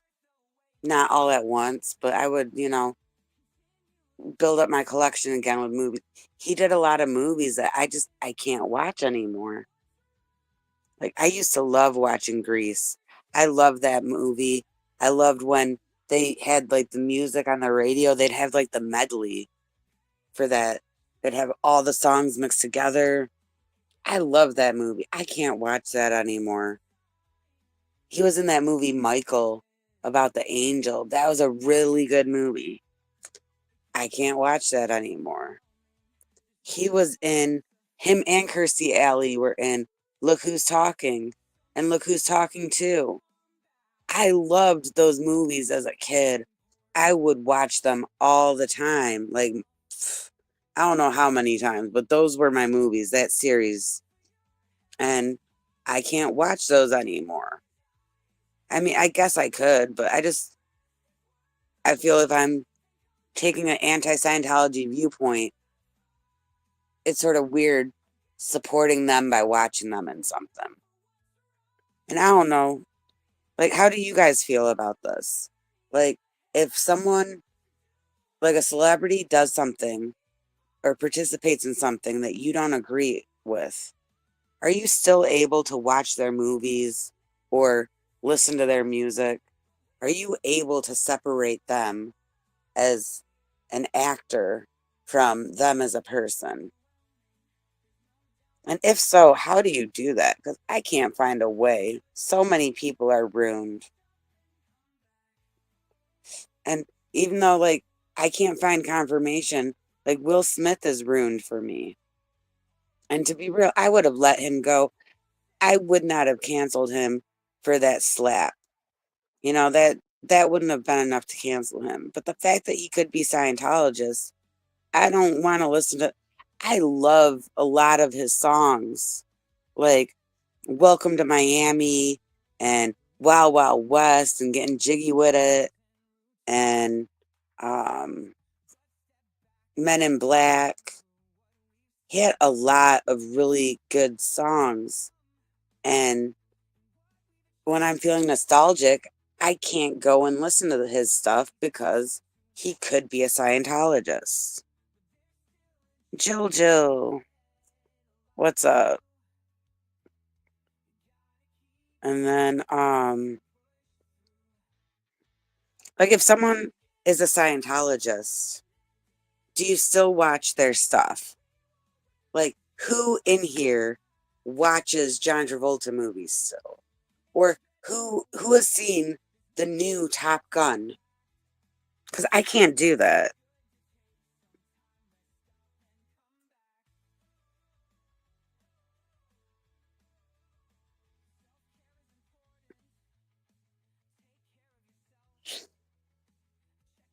Like, I try to separate, things, but and like I said, the big one for me isn't even like a Scientology thing, but like R. Kelly. I loved R. Kelly. That Bump and Grind. What was the Hotel? I Believe I Can Fly. Um, what's the other one? It's the freaking Weekend. Ignition. But I just can't anymore because he basically had his own cult. He had like a harem of women or a cult of women. And I don't know. It's just I don't know. I think the biggest Scientology one that messed me up is Nancy Cartwright with The Simpsons and Rugrats, and she's done a lot of other voices too. Um, how do you spell Cartwright? Nancy Cartwright. Okay, so it's saying that she's 67 years old, and where's her Wikipedia is always like the best source when you're looking for filmographies. Filmography. So before she was a voice actor, she was actually like an actual actor. And she was in The Twilight Zone and Godzilla. Oh, Godzilla was actually in the middle of Simpsons. But let's see. She was on Cheers. She was in Problem Child. Dang, I can't watch that movie again. Problem Child was one of my favorite movies too. I don't remember her being in it though.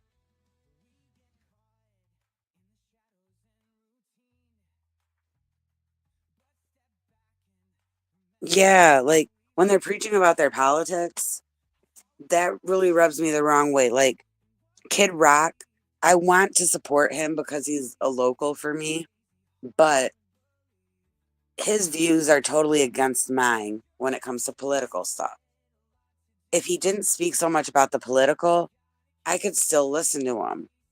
But he's just talking so much politics. It's like, shut up. Same thing, Taylor Swift. Taylor Swift's views actually line up a bit more with mine, but she's too vocal about them. And it's like, I wish that she would just shut up about it. But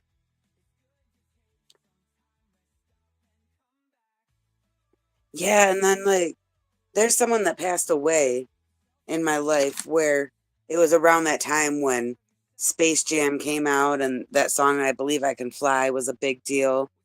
And that was sort of like a memorial song in my mind for them. I relate that song to that person dying, and it made me feel like when I first heard it that, okay, that person's in heaven, and I feel good every time I hear the song because I feel that person's with me or something like that. But now R. Kelly, is such a bad person, and that's all I think about. I don't think of that person that I lost. Um,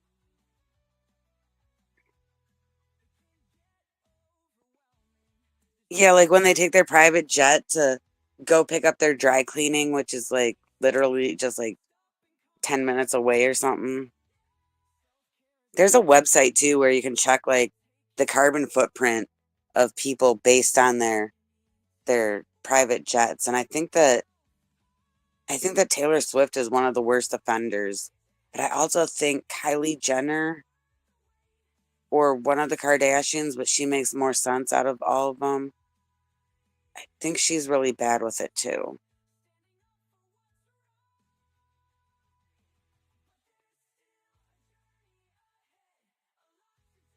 That's what I'm wondering because Kirstie Alley was on Cheers, and Nancy Cartwright was on it, but it says that she was just on it for like one episode. But I wonder if that was like some type of connection. And there's like a lot of. Oh, she was on Fresh Prince of Bel-Air, so that's another like Scientology connection. If Will Smith is a Scientologist. But yeah, those were like in-person acting jobs. And then she did a voice for My Little Pony. She was Gusty and Bush Wooly number 4. And then she was in the Chipmunk Adventures, which sucks because I love the Chipmunks. But she just played the role of an Arabian prince. So that's not like a major role. Pound Puppies. I love that movie as a kid. I don't know who's, similar age to me, but the Pound Puppies, wow, I forgot about them. But I used to have the little stuffed animals and everything. I used to watch the movies. But now that's ruined for me. I can't be nostalgic and go back and watch that because she played Bright Eyes. Oh, and she was in Who Framed Roger Rabbit. She played Dip Tune Shoe. And she wasn't credited. So if you saw that movie, you might not even know that she was one of the voices in it. But you can't watch Who Framed Roger Rabbit because of Nancy Cartwright. Uh-oh. She was in The Little Mermaid. And she played a female mermaid. She ruined The Little Mermaid for me. And then she was in some Nemo movie, but it's not Nemo. It's from the 80s. Jungle Book. She ruined Jungle Book for me. The Land Before Time. Like, my whole childhood, Nancy Cartwright just totally ruined it.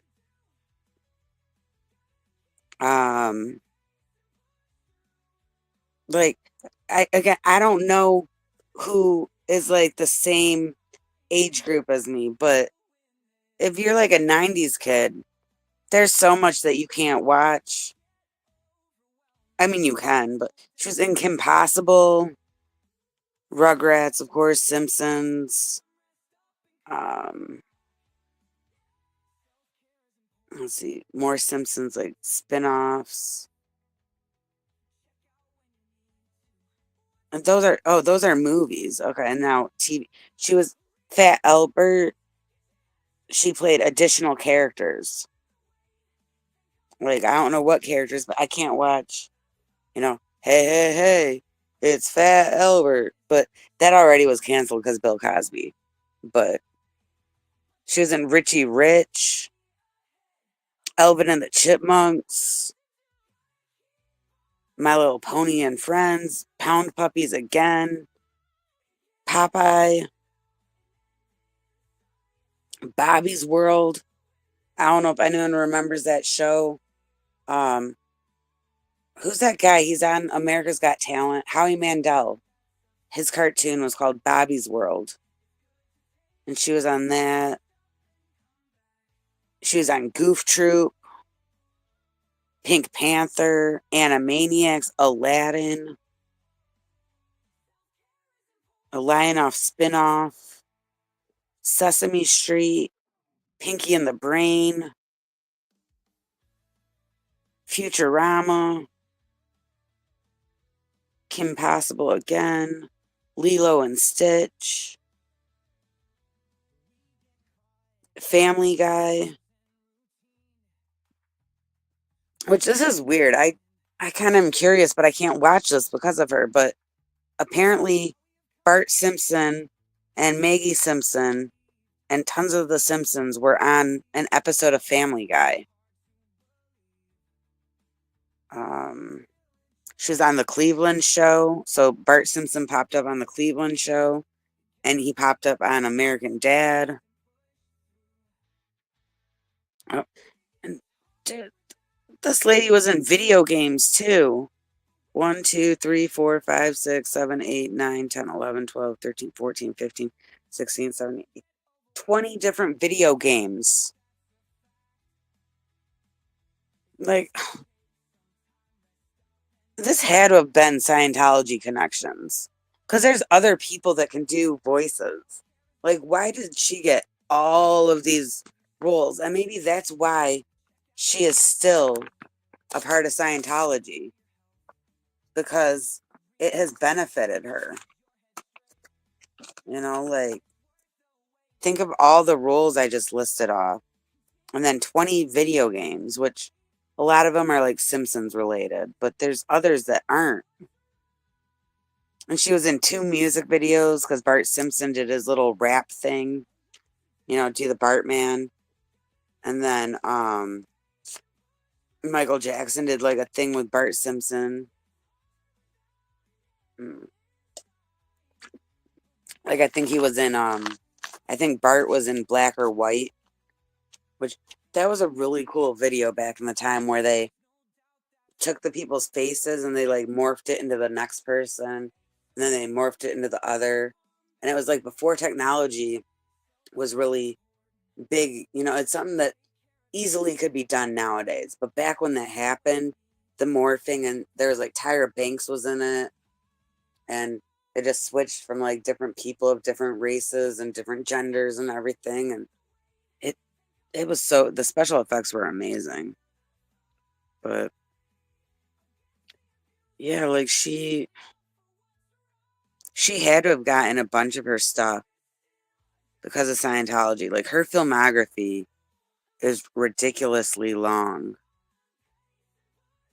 And then Sabrina Carpenter, I don't know much about her at all, but that's her niece. And she became famous now. And I'm wondering, is she like a new Scientology celebrity? Like, is she connected somehow? And, you know, like, I don't know, like, does anyone in here even, yeah, Lilo and Stitch.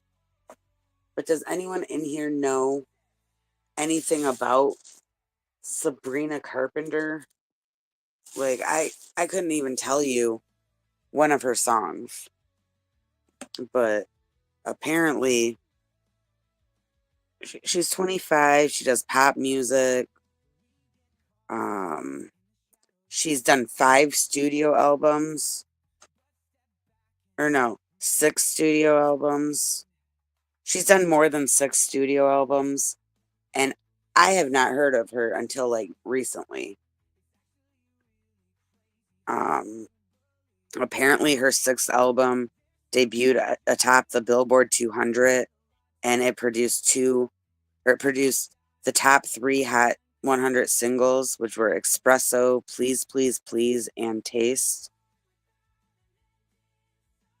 But it sounds like she's got a lot under her belt, but she's just now becoming a name. She was in a bunch of random no-name stuff that I have done.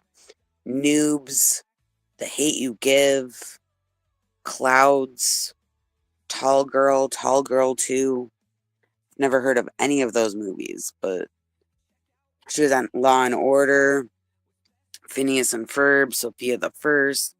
Like, her resume is sort of looking like the beginning of Nancy Cartwright's resume. Just a bunch of like random stuff.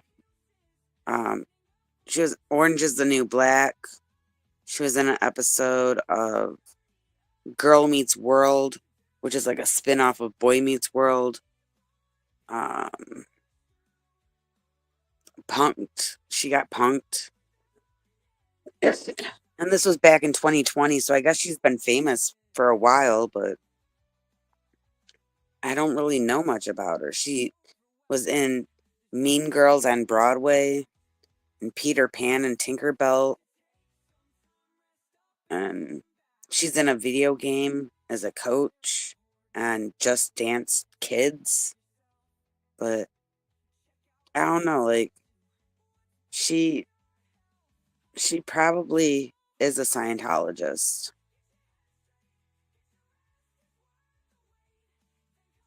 I just wish that I still am thinking about Juliette Lewis. Like, I don't know. I want confirmation. I feel someone that would know about Juliette Lewis. I feel like someone like Serge was probably friends with her, or Lara was probably friends with her. I could see them sort of being in the same friend group or something. But at the same time, when they left, she for sure was still in.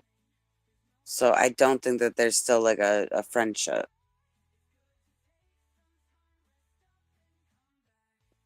It says she's not a Scientologist, but I don't know. Her aunt is like one of the biggest Scientologists.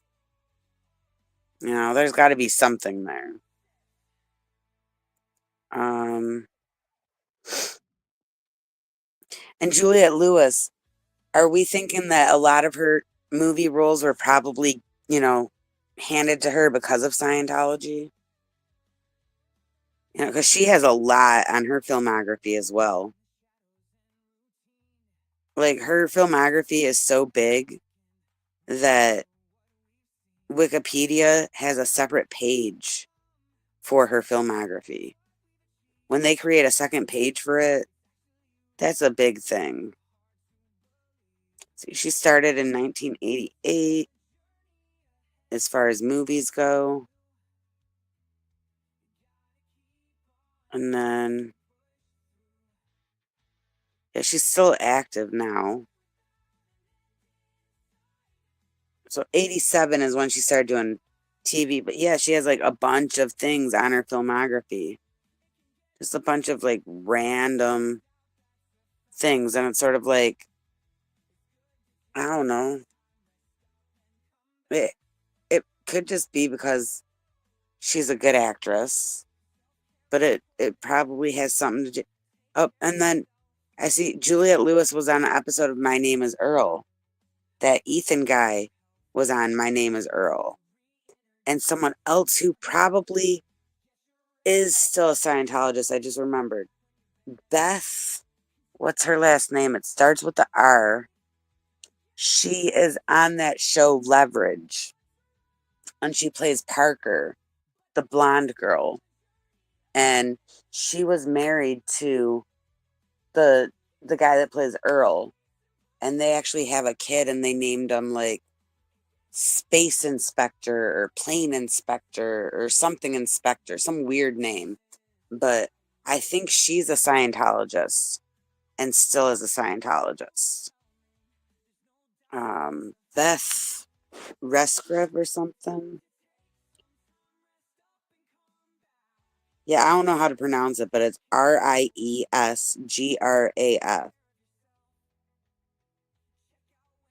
And then type in Scientology.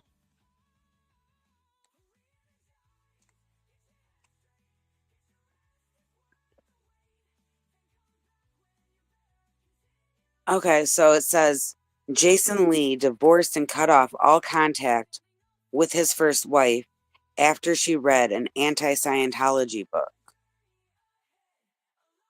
And then that was a different wife. And then he became engaged to actress Beth Riesgrave. Together they have a son, Pilot Inspector. And according to this 2016, Jason Lee left Scientology.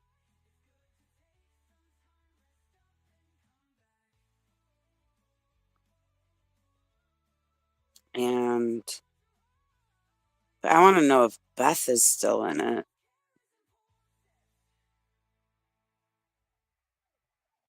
So this guy, Jason Lee's first wife, Carmen Lalwillen, is like very anti-Scientology.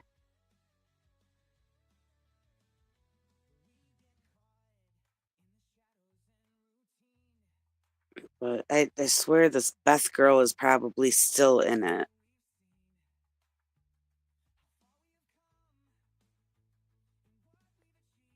Okay, so Tony Ortega did a really interesting article. He does a lot of articles, but this is one that if you haven't checked out the Underground Bunker, TonyOrtega.org, lots of good information. This one is Scientology celebrities from A to Z. And a lot of these people, I have no idea who they are. Kirstie Alley, we know, but there's Ann Archer, I don't know. James Barber, I don't know. Lindsay Bardison, I don't know. Catherine Bell, at least I heard of, but I don't know. Nancy Cartwright, we were talking about. Kate Caberano, never heard of her.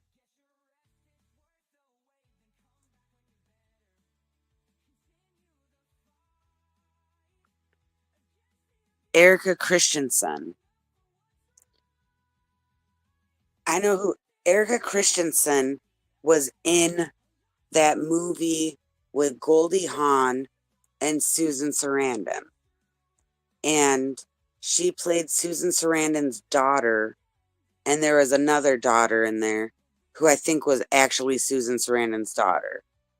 But I don't know much about Erica Christensen except for that one movie.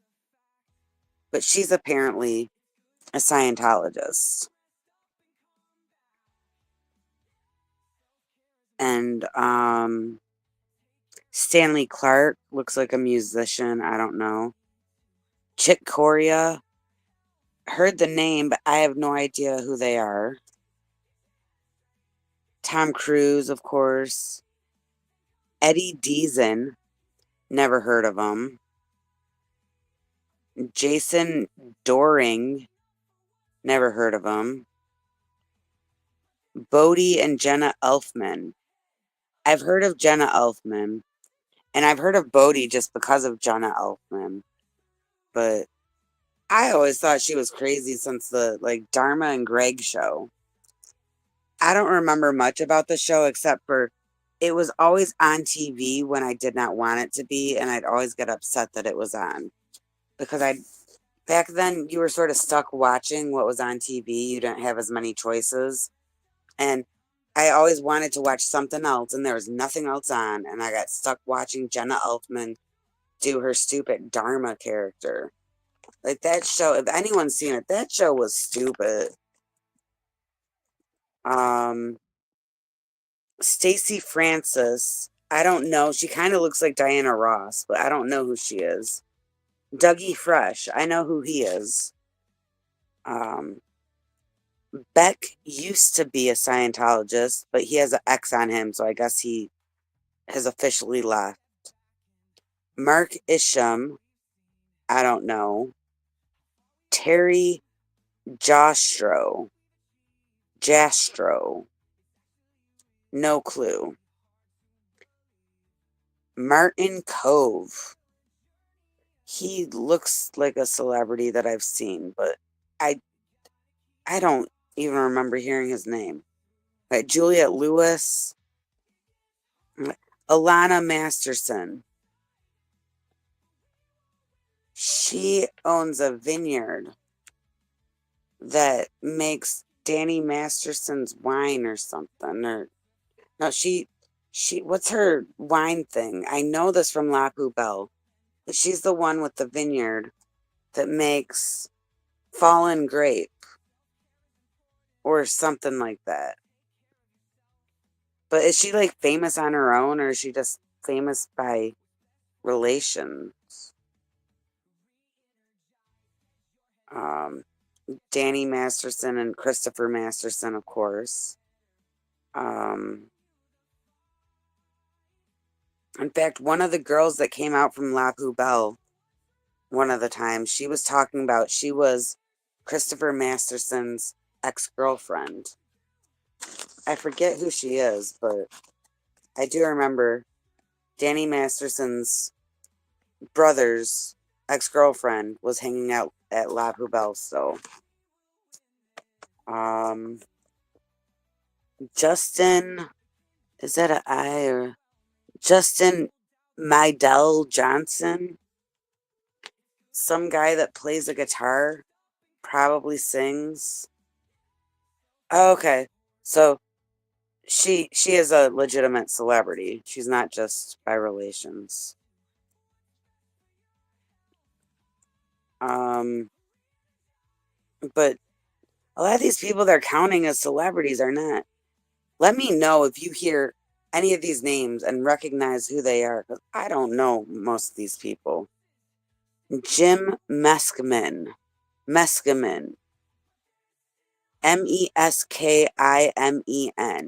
He looks very familiar, like he played like a dad in a show or something.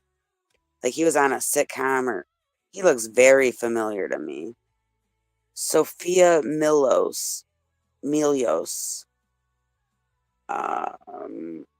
I don't know. Kind of looks familiar.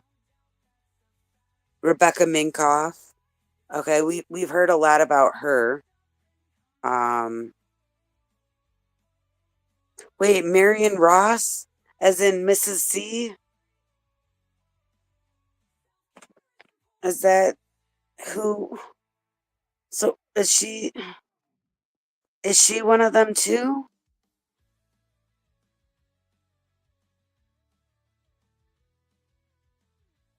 I don't know, like, no, not Mrs. C. Ugh. Okay, but that's not like a big one. I mean, I can deal with that. Then we got, okay, good. We got Minkoff, and then we got Elizabeth Moss, who is in The Handmaid's Tale, and she was at Jimmy Fallon, and they went to protest that because she was on there. And I think that day Jimmy Fallon was leaving, and I want to say it was like DOA was there filming, or someone was recording right there as Jimmy Fallon was leaving, but they didn't notice it was Jimmy Fallon. And I wish that they would have yelled something right at that time. But I just remember whoever it was, they missed an opportunity. Like, I really wish that they had said something to Fallon as he was driving off. Marisol Nichols. I feel like I've heard her name brought up. I don't know if Aaron talks about her. I don't know what she's famous for. There could be another Marisol that I'm thinking of. I don't know. She looks very familiar to me, though. And the name sounds familiar, but I just can't. Marisol Nichols. Like, right? She's someone that's been talked about. Judy Norton Taylor. I have no idea who she is. Judy Taylor is a very, like, common name, so it doesn't really stick out. She doesn't look famous even to me. Okay, Surge, that's where I heard about it. Or heard about her. I haven't seen Surge go live in a long time. I feel bad for him. I feel like he got a lot of backlash about that meeting situation. I feel that people were upset with him because they felt like he had teamed up with Aaron, and I never saw it as that. And I respect him so much. I miss him. I wish that he could keep streaming. I wish that the people that, were speaking out against him could, give him another chance and reevaluate their thinking on that, maybe. Most of us that have joined the movement to protest against Scientology and their abuses, we do it because of people like Serge and because of people like Lara. You know, Surge is a big part of why a lot of us are doing this. And I'm just really saddened that he doesn't stream as often as he used to because people were speaking out. Michael Pena, he's one that's always talked about. He's like a hardcore Scientologist too. But if you asked me what movie he was in or what, I could not tell you a single thing he's been in.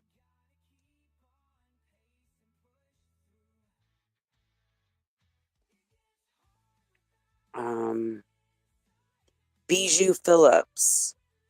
That would be the ex-wife of Danny Masterson, right? So that's obvious, but I don't know. They have like an interesting family because Bijou Phillips is somehow related to who are the people that song Hold On. Carney Wilson and is it Wilson and Phillips? Is that what it's called? And then she's somehow related to the guy from the Eagles. And that's why they play Hotel California all the time. And then somehow they're related to the Baldwins. Remember that? Like, Danny Masterson was, what was her name? The Baldwin that works at La Poubelle, Jameson. Jameson Baldwin is Danny Masterson's niece. Like, imagine the ancestry and the family that she has. She has a bunch of famous people in her family. Yeah, the mama and papas. But I think they were also related to, like, the Eagles or something, too. And then, like, I think there's, like, 5 different connections to, like, famous people in their blood. And then we got, I never know how to say her last name. Laura Prepon. But the redhead, the one that played Donna in that 70s show. And then she was in Orange is the New Black. That girl. And she sort of ruined Orange is the New Black for me. I loved that show. Like, ugh. And then that 70s show got ruined because of Danny Masterson. There was a new one out, like a spin-off called That 90s Show, which looks super good, but I can't watch it because it's Scientology related.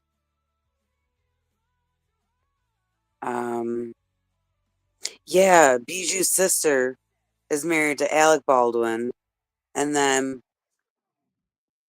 there's all the Baldwins there. Oh, and then there's a connection to Justin Bieber now because one of the Baldwins is married to Justin. Haley is married to, and then also one of the Baldwins, she got in trouble. She was in a fight with a girl and she took her tampon out, like, and threw the used tampon at a girl.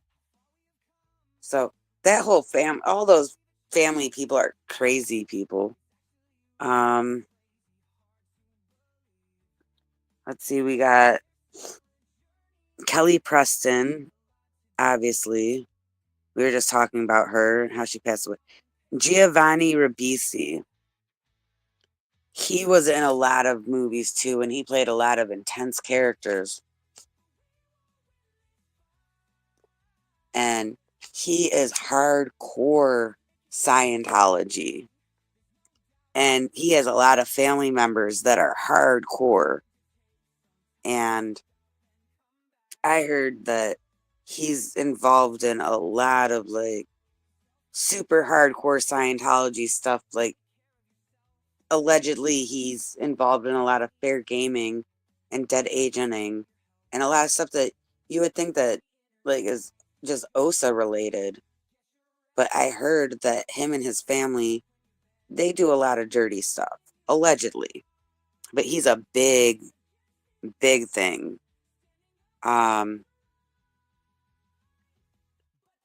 let's see. Severance. I want to watch Severance, but I'm hearing all the comparisons to Scientology, which is probably why you guys want to watch it. But at the same time, I'm kind of burnt out. Like, I know I'm doing the stream right now and I'm just talking about Scientology more and more, but if I'm going to watch a show and relax and chill, I need it to not make me think about Scientology. And I heard that it's very much like Scientology. I don't even know what streaming app is that on? Like, or what channel, or how would I watch that? Because I do want to get into it, and I think the fact that you brought it up and I'm thinking about it again, it's a sign I should just watch it, but I've been trying to avoid it because I heard it's way too much like Scientology. Oh, and they got the e-meter? Okay. It's on Apple. Okay. What other stuff is on Apple right now? Because in order to get Apple, when I get a streaming thing, I have to justify it. I have to have 3 different shows that I can watch. And I've watched some shows, but I don't think that there's this one show where they go to space, and each season is like another decade of time, and they go to space. That's all I remember. But maybe there's a new season of that show, or there was a show with Maya Rudolph where she's like super rich. That was a good show, but I only watched 1 season, so maybe if there's a second season of that, or The Morning Show if there's another season of that. But I need to have something else on Apple TV. Ooh, Amazon Prime has it? Huh. I need to look into the options, but I'm weird with my money. Like, even if it's not that much money for, Apple, I have to justify it a lot in order to get it. For All Mankind, that was the show I was thinking of. I wonder if that has a new season out. Huh. But everything I'm hearing about Severance, how many seasons are there? There's 2 seasons. Is that enough to, like, binge watch, but not be done in, like, a week? Because that's what I hate about shows. I don't want to be done in a week with it. And I feel like I'd want to binge watch it and just keep watching and watching and watching. Michael D. Roberts. He looks familiar to me, too. He's a black man, looks older. Doesn't look super recognizable, but I swear I've seen him in something. But he's a celebrity Scientologist. Oh, there's links. I could have just clicked on these people's names. And it has a whole bunch of information on it. Wow. So, this guy, Michael D. Roberts, his best role was as a pimp named Rooster in the series Beretta. And then it says his film and TV career has waned, and he is now a successful shill for the IAS, International. Someone remind me what IAS means. Is it International Alliance of Scientology? Or I don't know. But I guess I don't know this guy because I never watched Beretta.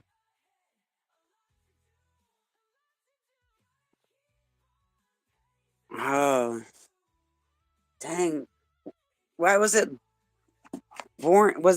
I don't know. I don't want spoilers or anything. Billy Sheehan. SHEEHAN.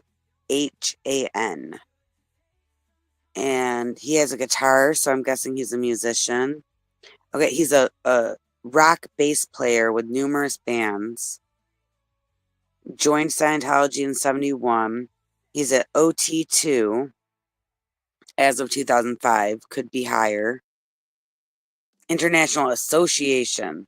That's what it is. Thank you.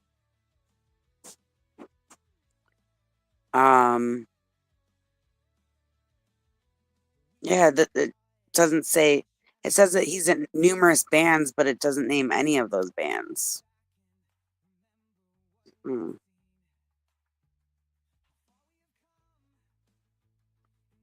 It does say that he's born in Buffalo, New York. But that really doesn't help me with knowing who he is. And we got Michelle Stafford. That's such a generic name. Oh, she's a soap opera lady. She's from The Young and the Restless and General Hospital. That's why she looks familiar to me. Dang. She's a OT8. 10 years in OT8. So if you ever watched The Young and the Restless or General Hospital, this lady was an OT8. I have no idea what role she played, but her name is Michelle Stafford. And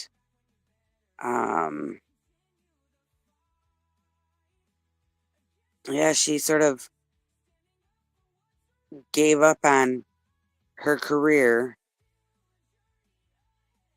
and because Michael Fairman, who was her co-star, left Scientology and went public about it. And so she couldn't work with him and abandoned her career, all because he spoke out against Scientology.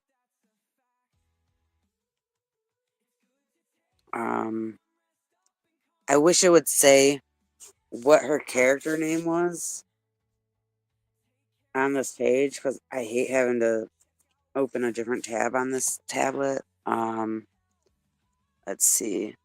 She played Phyllis Summers on The Young and the Restless. And she won 3 daytime Emmys. And then she played Nina Reeves on General Hospital.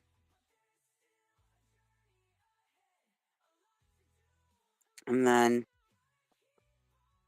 her career kind of died because her co-host left Scientology and came out about it.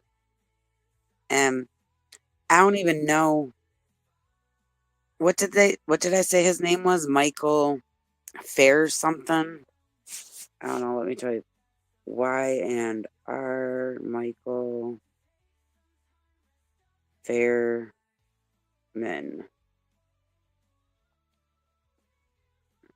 Michael Fairman is 91 years old. And he was a longtime member of the Church of Scientology. He was featured in several promotional Scientology training films and eventually reached OT7. And then he left the church in January 2011. And then he was declared a suppressive person.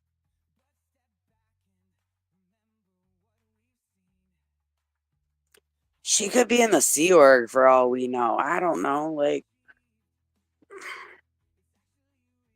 I don't know.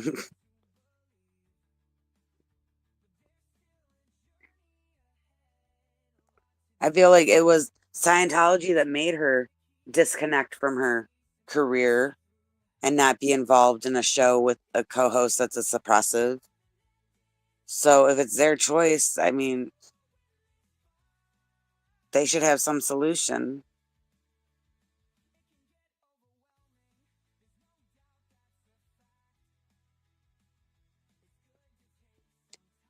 Bob Geldof.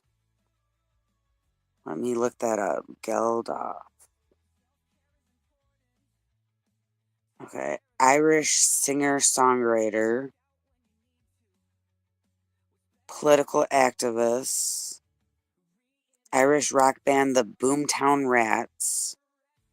Okay, and now I type in Scientology.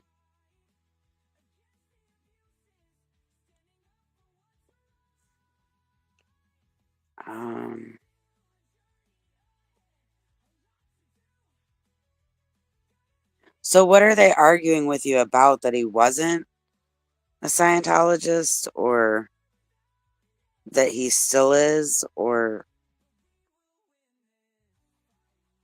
I honestly don't know who this is. I feel like I'm too American for this person. Let's see, is there something in the controversy? Okay. There's a controversy against him because at the International AIDS Conference in 2014, he referred to sex workers as hookers. Speaking of hookers, if y'all haven't heard that song by Lara, Hooky, it's actually by Little Red Radio, which she was a part of. That song is amazing. It's kind of a weird topic to write a song about, but it's awesome. And there's a music video for it too, where Lara looks different than she looks now. Like I don't know. She looks like two totally different people to me. But that song is amazing. I listen to that song like at least once a week.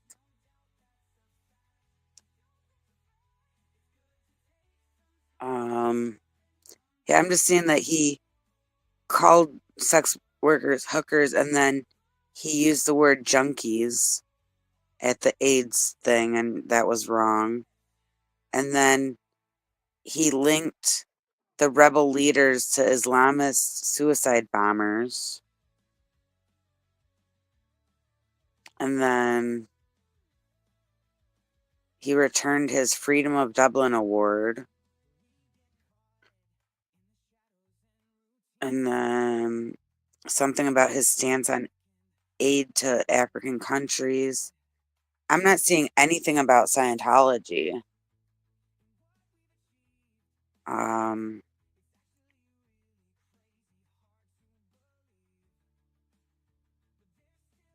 Okay. I see something from November of last year talking about 28 celebrities who left Scientology and why. So now I got to scroll down and find his name. But he was referenced. I did see him on here. There's a bunch of interesting names I'm scrolling past that I feel are clickbait. Like, I don't know who this person's source is. And She Knows, SHEKNOWS. But they're wrong with a lot of these. So if they're about to say that he was on here, okay. So yeah, they're talking about Peaches on here. And it says that she stated that she was a Scientologist. And she said, I've been a Scientologist for a while now. It's like I was confused about what path to go through. And I feel like I needed a spiritual path. And I was looking at different things. And then it says, around the time of her death, it was reported that she identified herself as a member of the Ordo Templi Orientis, which is a society that allegedly practices sex magic. Okay, then. I don't know. That's the only reference. But some of these people, this list is ridiculous. Okay, this was written by Alice Kelly and Kristen Burt of She Knows, November 27th, 2024. So it's recent. And these are 28 celebrities who left the church and why. Some of them make sense, like Nicole Kidman. Obviously, you know, Tom Cruise, they broke up. She's not in Scientology or whatever. Katie Holmes, same situation. Mimi Rogers. I don't know if you know who she is, but same situation. She was with Tom Cruise. Now she's not with Tom Cruise. So it's like when you leave Tom Cruise, you leave Scientology. This next one, very clickbait. They're saying Brad Pitt. Brad Pitt is apparently, allegedly, one of the 28 celebrities that left Scientology. He allegedly spent 3 years studying at the church after being introduced by then-girlfriend Juliette Lewis, who he dated from 89 to 93. He took classes in the Portland Scientology Center. He underwent rigorous training, but ultimately left in 1993, the same year that he split with Juliette Lewis.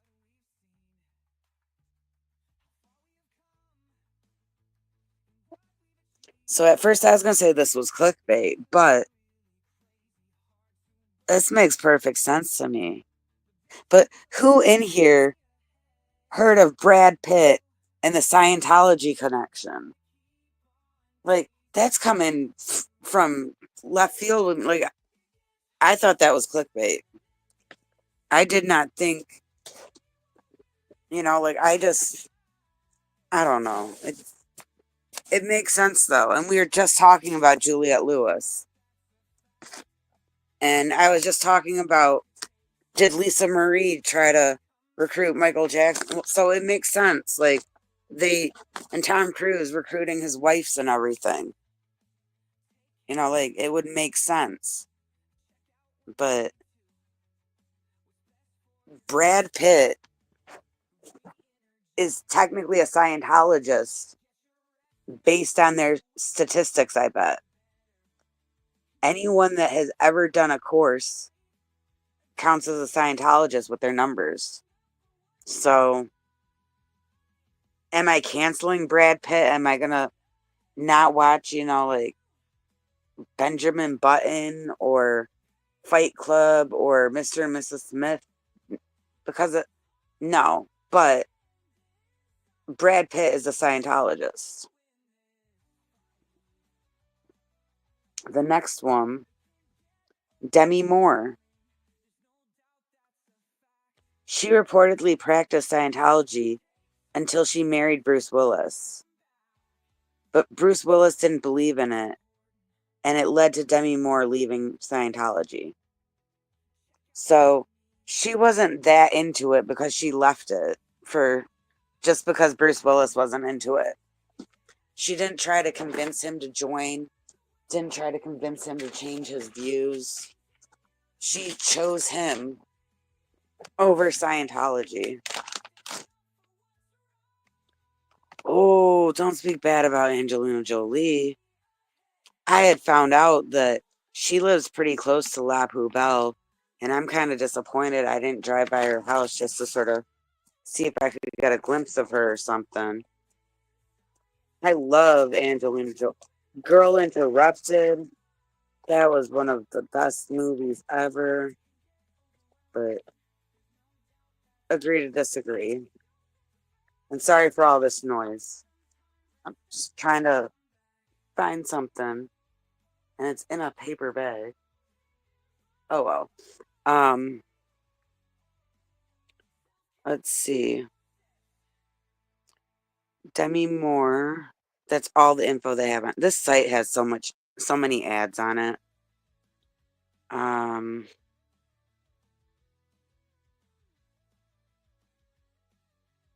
see. Who is this? Oh, Bijou. We already talked about Bijou.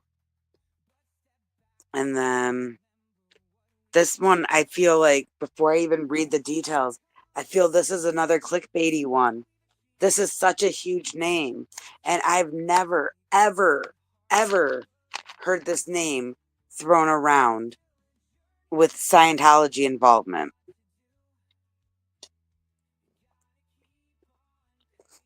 Okay. According to a 2008 profile in The Independent, Sharon Stone subscribed to Scientology in the mid-90s.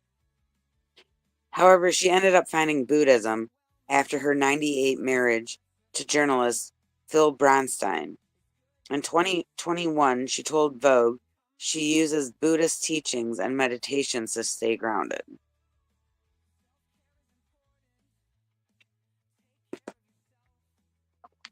All these ads are ridiculous. Do not ever go to this website, She Knows, without a freaking ad block. It's ridiculous how many of these ads are just popping up and covering like half the page. And I swear this has to be some like clickbaity article. So I'm just reading it for fun. Take it, for what what it is. It's not necessarily true, but Sharon Stone, Brad Pitt, we got Riley, who is Lisa Marie's daughter, Priscilla's granddaughter, Elvis's granddaughter. Okay, so we were just talking about that the other day. Val Kilmer, he was a Christian Scientist. And I don't know much about it at all. But I remember hearing that he was like a lifetime Christian Scientist.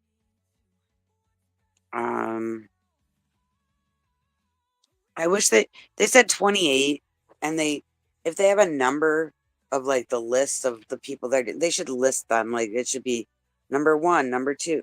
They don't. This site is horrible, but it is what it is. Nazanin Baniati,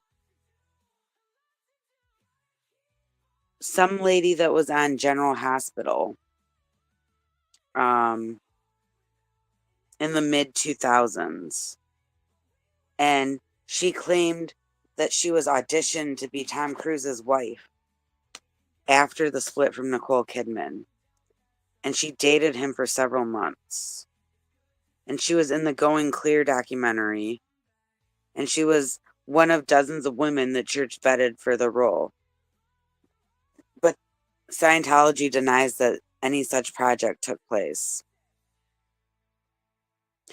But apparently she left Scientology in 2012. Probably have no idea who she is, though, if you don't watch General Hospital. Then they're talking about Peaches and Candice Bergen. What was that show? Murphy Brown. So she reportedly was in Scientology in the 60s, but it didn't last long at all.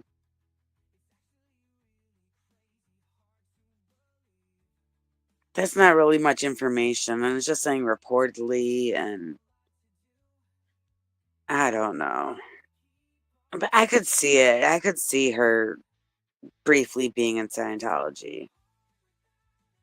Now, does anyone in here know who Michelle Visage is? Because I have never heard of her, but she's one of the celebrities.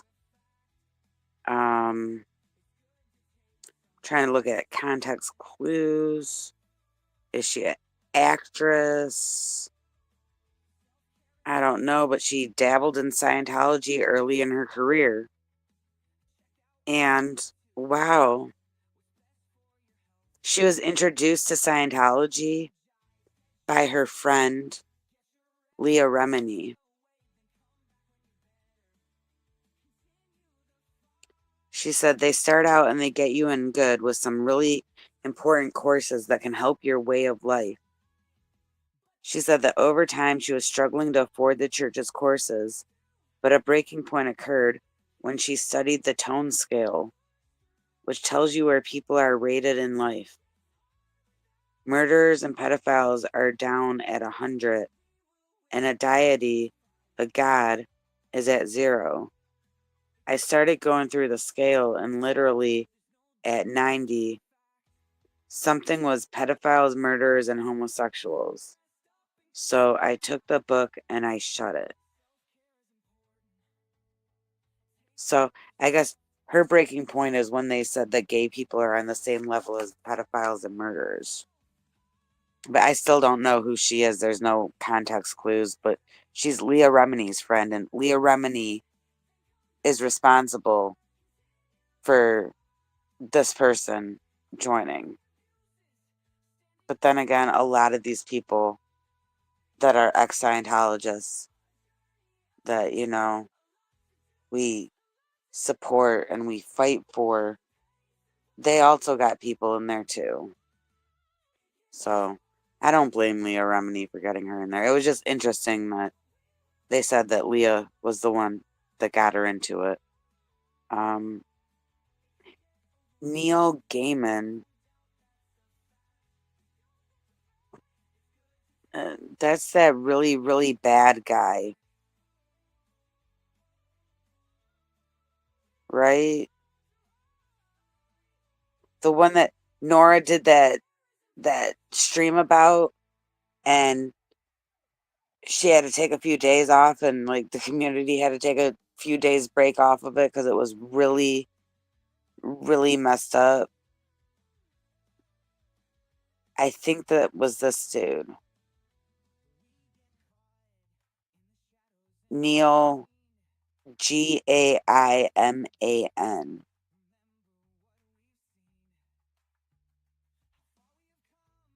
It's saying he was raised in the Church of Scientology, but now considers it his family's religion, not his own. Most of our social activities were involved with Scientology or our Jewish family. It would get very confusing when people would ask my religion as a kid. I'd say I'm a Jewish Scientologist. In the same interview, he said he doesn't currently identify as a Scientologist.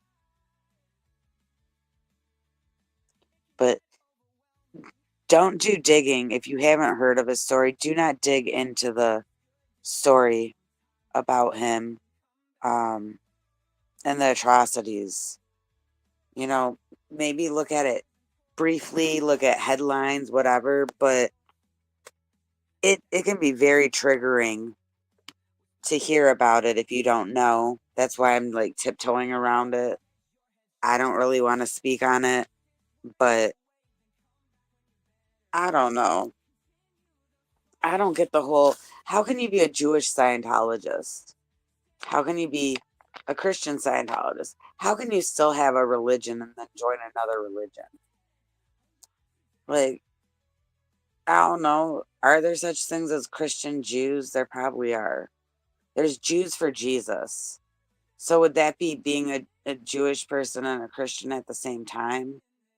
Does that somehow work out? I don't know. But a Jewish Scientologist doesn't sound possible based on what we know about what they say. Like, a lot of stuff it's more geared towards Christians and they're talking bad about Jesus, but they say bad stuff about Jewish people. They say bad stuff about Muslim people. They say bad stuff about everyone. There's Audit LA has a Substack, and she put the link out there, but I don't know if it's on her description. But she has a huge, long article where it's going through explaining what Scientology has said about different religions and then about different groups of people. And it's a very, very long Substack. I don't have a link. I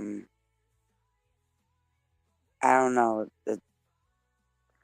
She shared it before, so I know it's something like basic. I think it's like Audit LA, like Substack / Audit LA. It's something very basic, but she did really good with that article. But it's a super, super long. On my phone, I was scrolling. It probably was like 100 screens worth of text. Very long, but it goes through and it says specific quotes from L. Ron Hubbard about different groups of people. Let's see, this site keeps popping up these freaking ads. Again, don't go to the site She Knows without an ad blocker. Not that any of you are like just jump into, rush over there and check the site out. Never even heard of it before. But the ads totally made it go to the top of the page. I just want to finish this, and then I'm gonna probably finish my stream. I'm finally getting tired. Let's see, we said Shell Visage, Gaiman. Okay, the next one is Laura Prepon. Okay, it says in 2021, she told people that she's no longer practicing Scientology. And she hasn't practiced in close to 5 years. So 2016 is basically what she's saying. And she said that Scientology is no longer part of my life. She joined the church in the late 90s, and she revealed that becoming a mother shifted her mindset. If motherhood has taught me anything so far, it's that something can work out for a period of time, and then you move on and evolve from that. Now, I wonder if becoming a mom shifted her mindset. I wonder if she disagreed with their belief that children are adults in, kid bodies, or big beings in small bodies, or whatever. Like, I wonder if that really changed her mind about things. I know for me that if I never heard that and I was in it and I heard that, that would be a breaking point for me. Like, there's no way that you could tell me that a kid is an adult. That excuses so much stuff, and that, for certain things it could be applicable. I can't even think of a way that it would be applicable, but there's a lot of ways where it's totally wrong on so many levels, and I'm not even talking about like the really, really bad stuff that people do to kids. I'm talking about a step up from that, like the child labor. That's really bad. Like, of course there's the really worst stuff. I don't want to get all sad and thinking about that too much, but the whole children are children, and the whole, I don't know if anyone saw, DOA was talking to that one guy a couple months back. He came to the RV. He was on L. Ron Hubbard Way. He came to the RV and he was talking to him, and he basically said that kids are adults in, small bodies, and that it was good for kids to start working early because it taught them how to be self-sufficient or whatever. And it's just, it's horrible. That's one of the biggest things. Okay, Leah Remini, we know about her. We know that she left. That's like the big Beck. Okay, so Beck said in 2019, he claimed he's not a Scientologist. And then he took it a step farther and insinuated that he never was a Scientologist. Now, most of us, if we know who Beck is, we just know that Loser song. Like, Beck wasn't really like a huge celebrity. He was a one-hit wonder. Like, he might have been good, but he didn't go anywhere with his career. But the one thing I did know about Beck, besides that Loser song, was that Beck was a Scientologist. But in 2019, he said, I think there's a misconception that I'm a Scientologist. I'm not a Scientologist. I don't have any connection or affiliation with it. But his dad, who is composer David Campbell, is a Scientologist. So David Campbell is Beck's dad.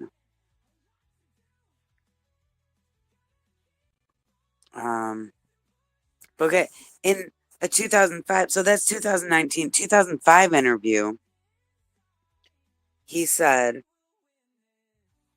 yeah, I'm a Scientologist. My father has been a Scientologist for about 35 years, so I grew up in it and around it and stuff. And remember how I was talking about Giovanni Ribisi? Well, Beck was married to Marissa Ribisi. I'm assuming that's his sister. But I told you that Ribisi family, they're in deep. But it's weird that he would say that he doesn't have any connection or affiliation with it. And he's not a Scientologist. Like, saying that he's a Scientologist is a misconception.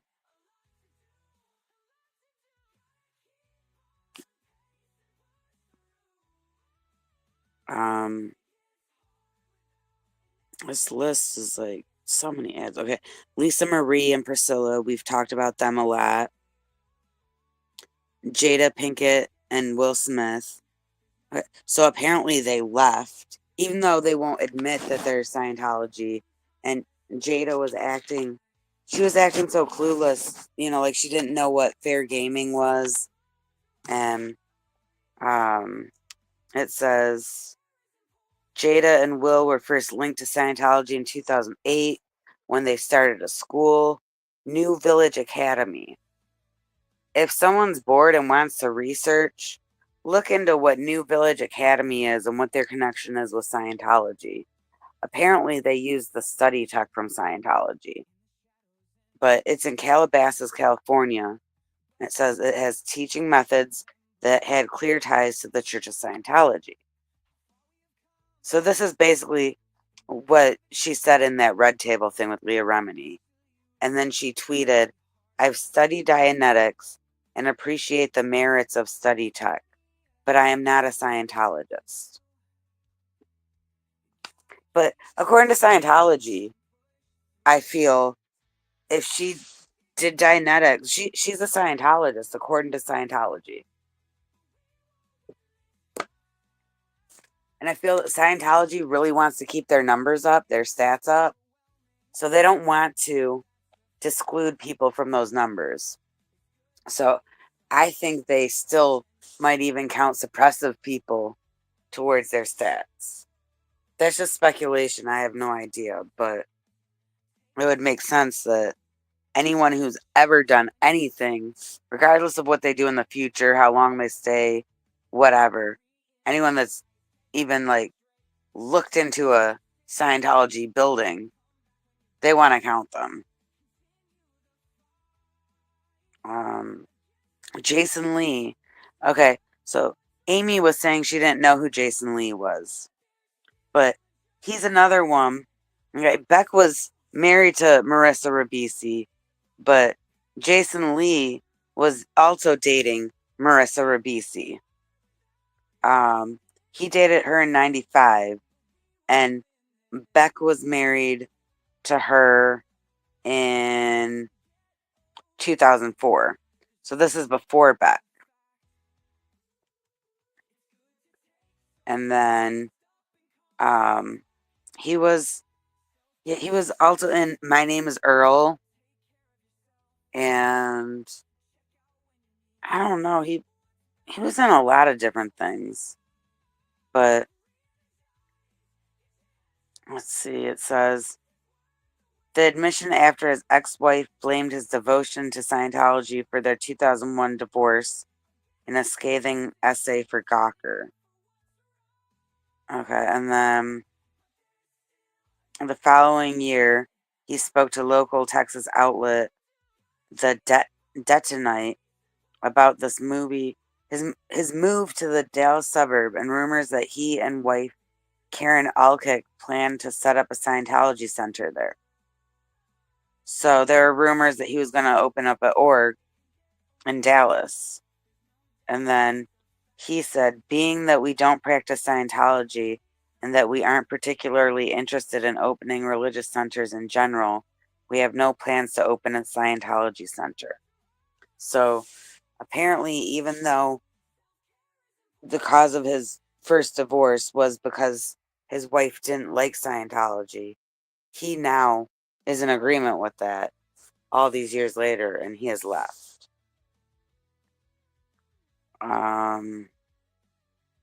Tiffany Haddish, we spoke about her. Summing up the same thing, it's quoting her as saying, "If you stay here, we'll pay you $50 a month."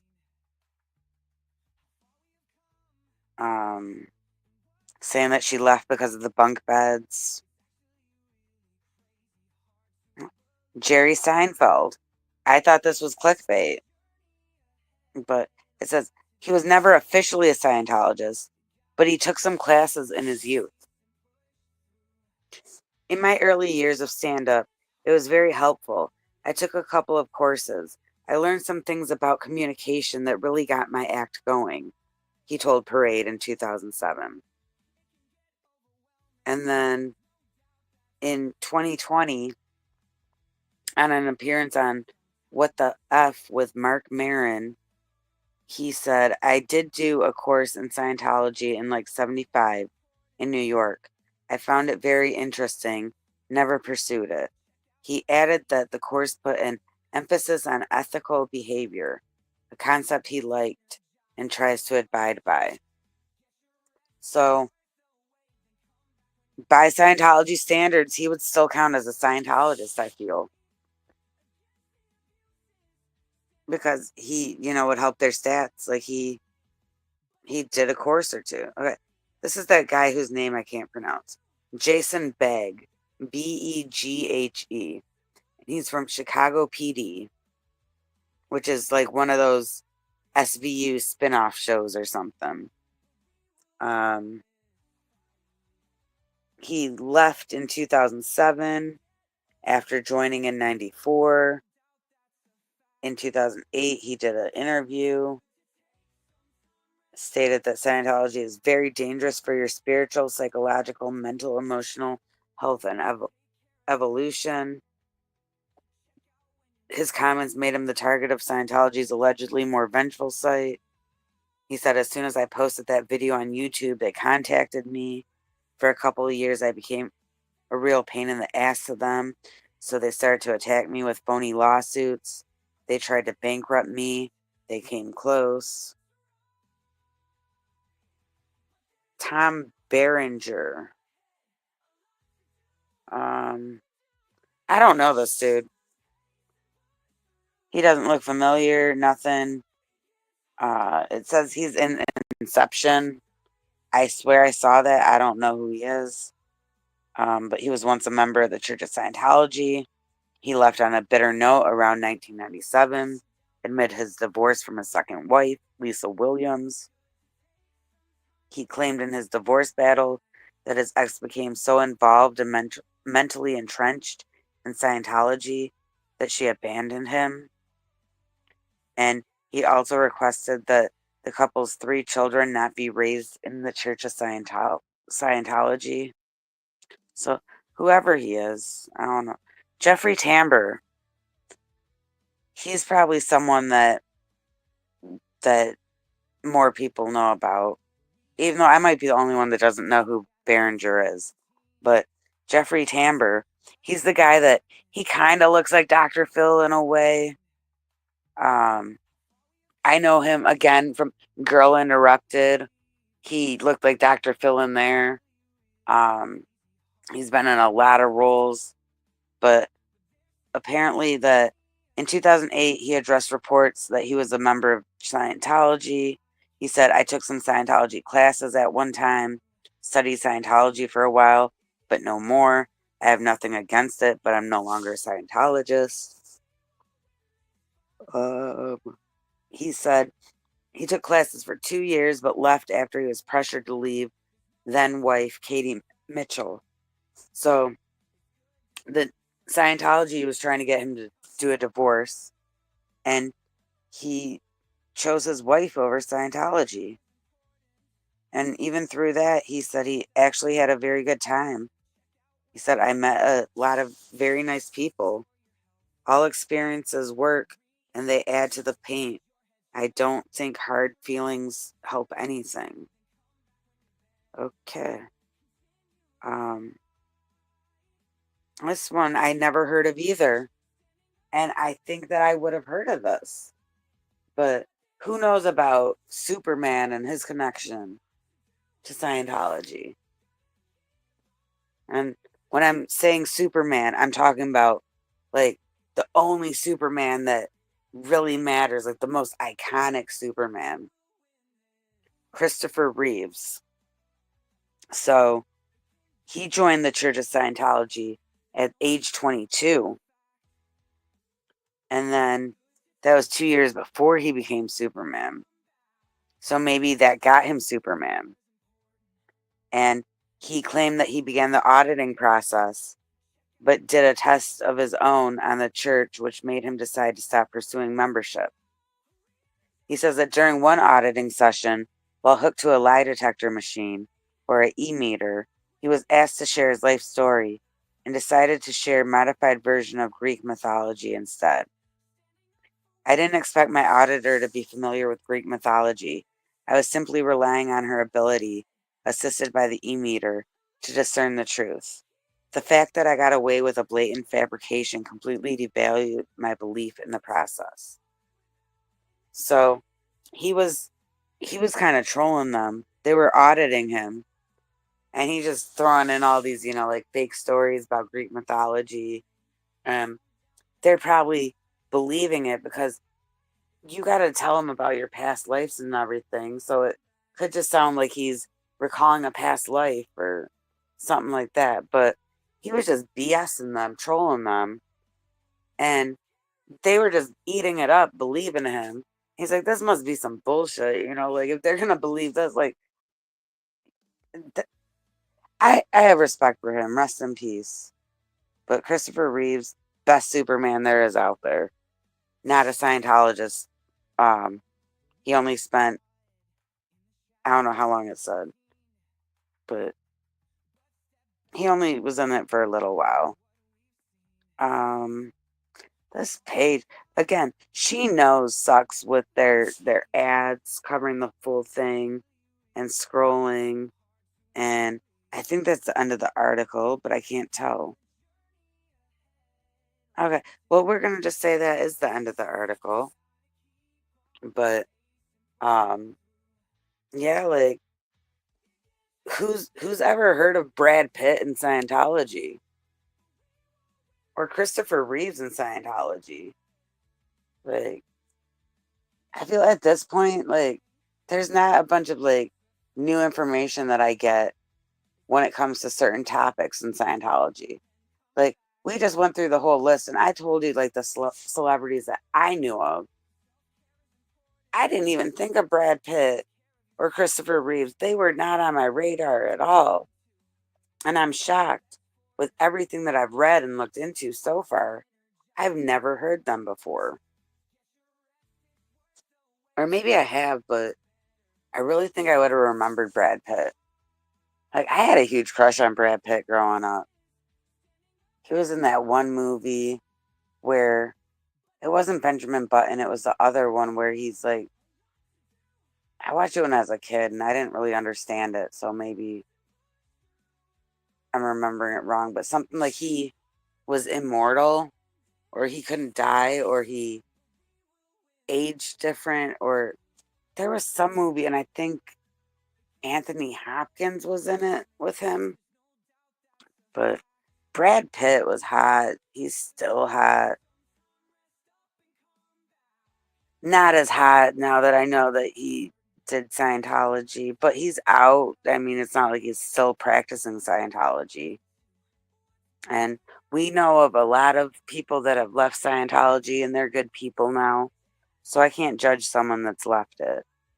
I can't even judge the people that are in it still. The people that I judge are the ones that, like, L. Ron Hubbard created it. David Miscavige is keeping it going. The ones that have power and the control and keep the system of Scientology doing the bad, abuses and atrocities. Those are the people that I'm judging. I can't judge someone just because they were in Scientology, but still, like, why did Brad Pitt have to be in Scientology? Like, that's really messing up my head. That really was like one of my hugest crushes. But does anyone know what movie that was? Because I'm probably not even thinking of the right. I don't think Anthony Hopkins was in it now. It was something like Joe Schmo.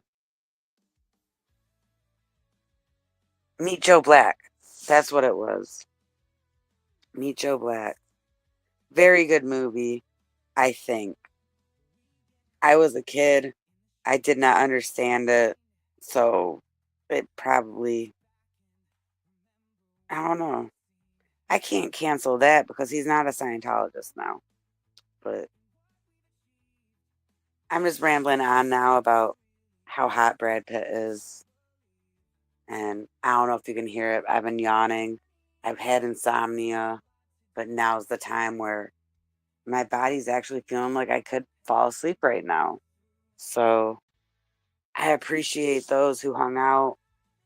I kind of feel like I might do this more often where it's like just random, rambling on, whatever, going through different random topics. But I don't know. I felt so unprepared doing this. But I appreciate you guys coming. Appreciate anyone that actually is like replay and like they're watching this and at 4 hours in, they're still here. If you made it to the end on Replay Crew, you're a Replay Crew champion. And speaking of champions, in case you missed it, the AI crowned Mona as our call-in champion, our public speaker champion, with a grade of A. Somehow I was second, even though they said that I was a hater of cheesecake. Which I don't know why AI would slander me and say that I hate cheesecake. Like, good thing it's AI because I would sue someone over that. You're gonna say that I hate cheesecake? That's a lawsuit right there. But yeah, I'll catch you guys whenever, randomly. See y'all in the other chats. I don't think that there's a public works meeting on Monday, but I'll see y'all somewhere. All right.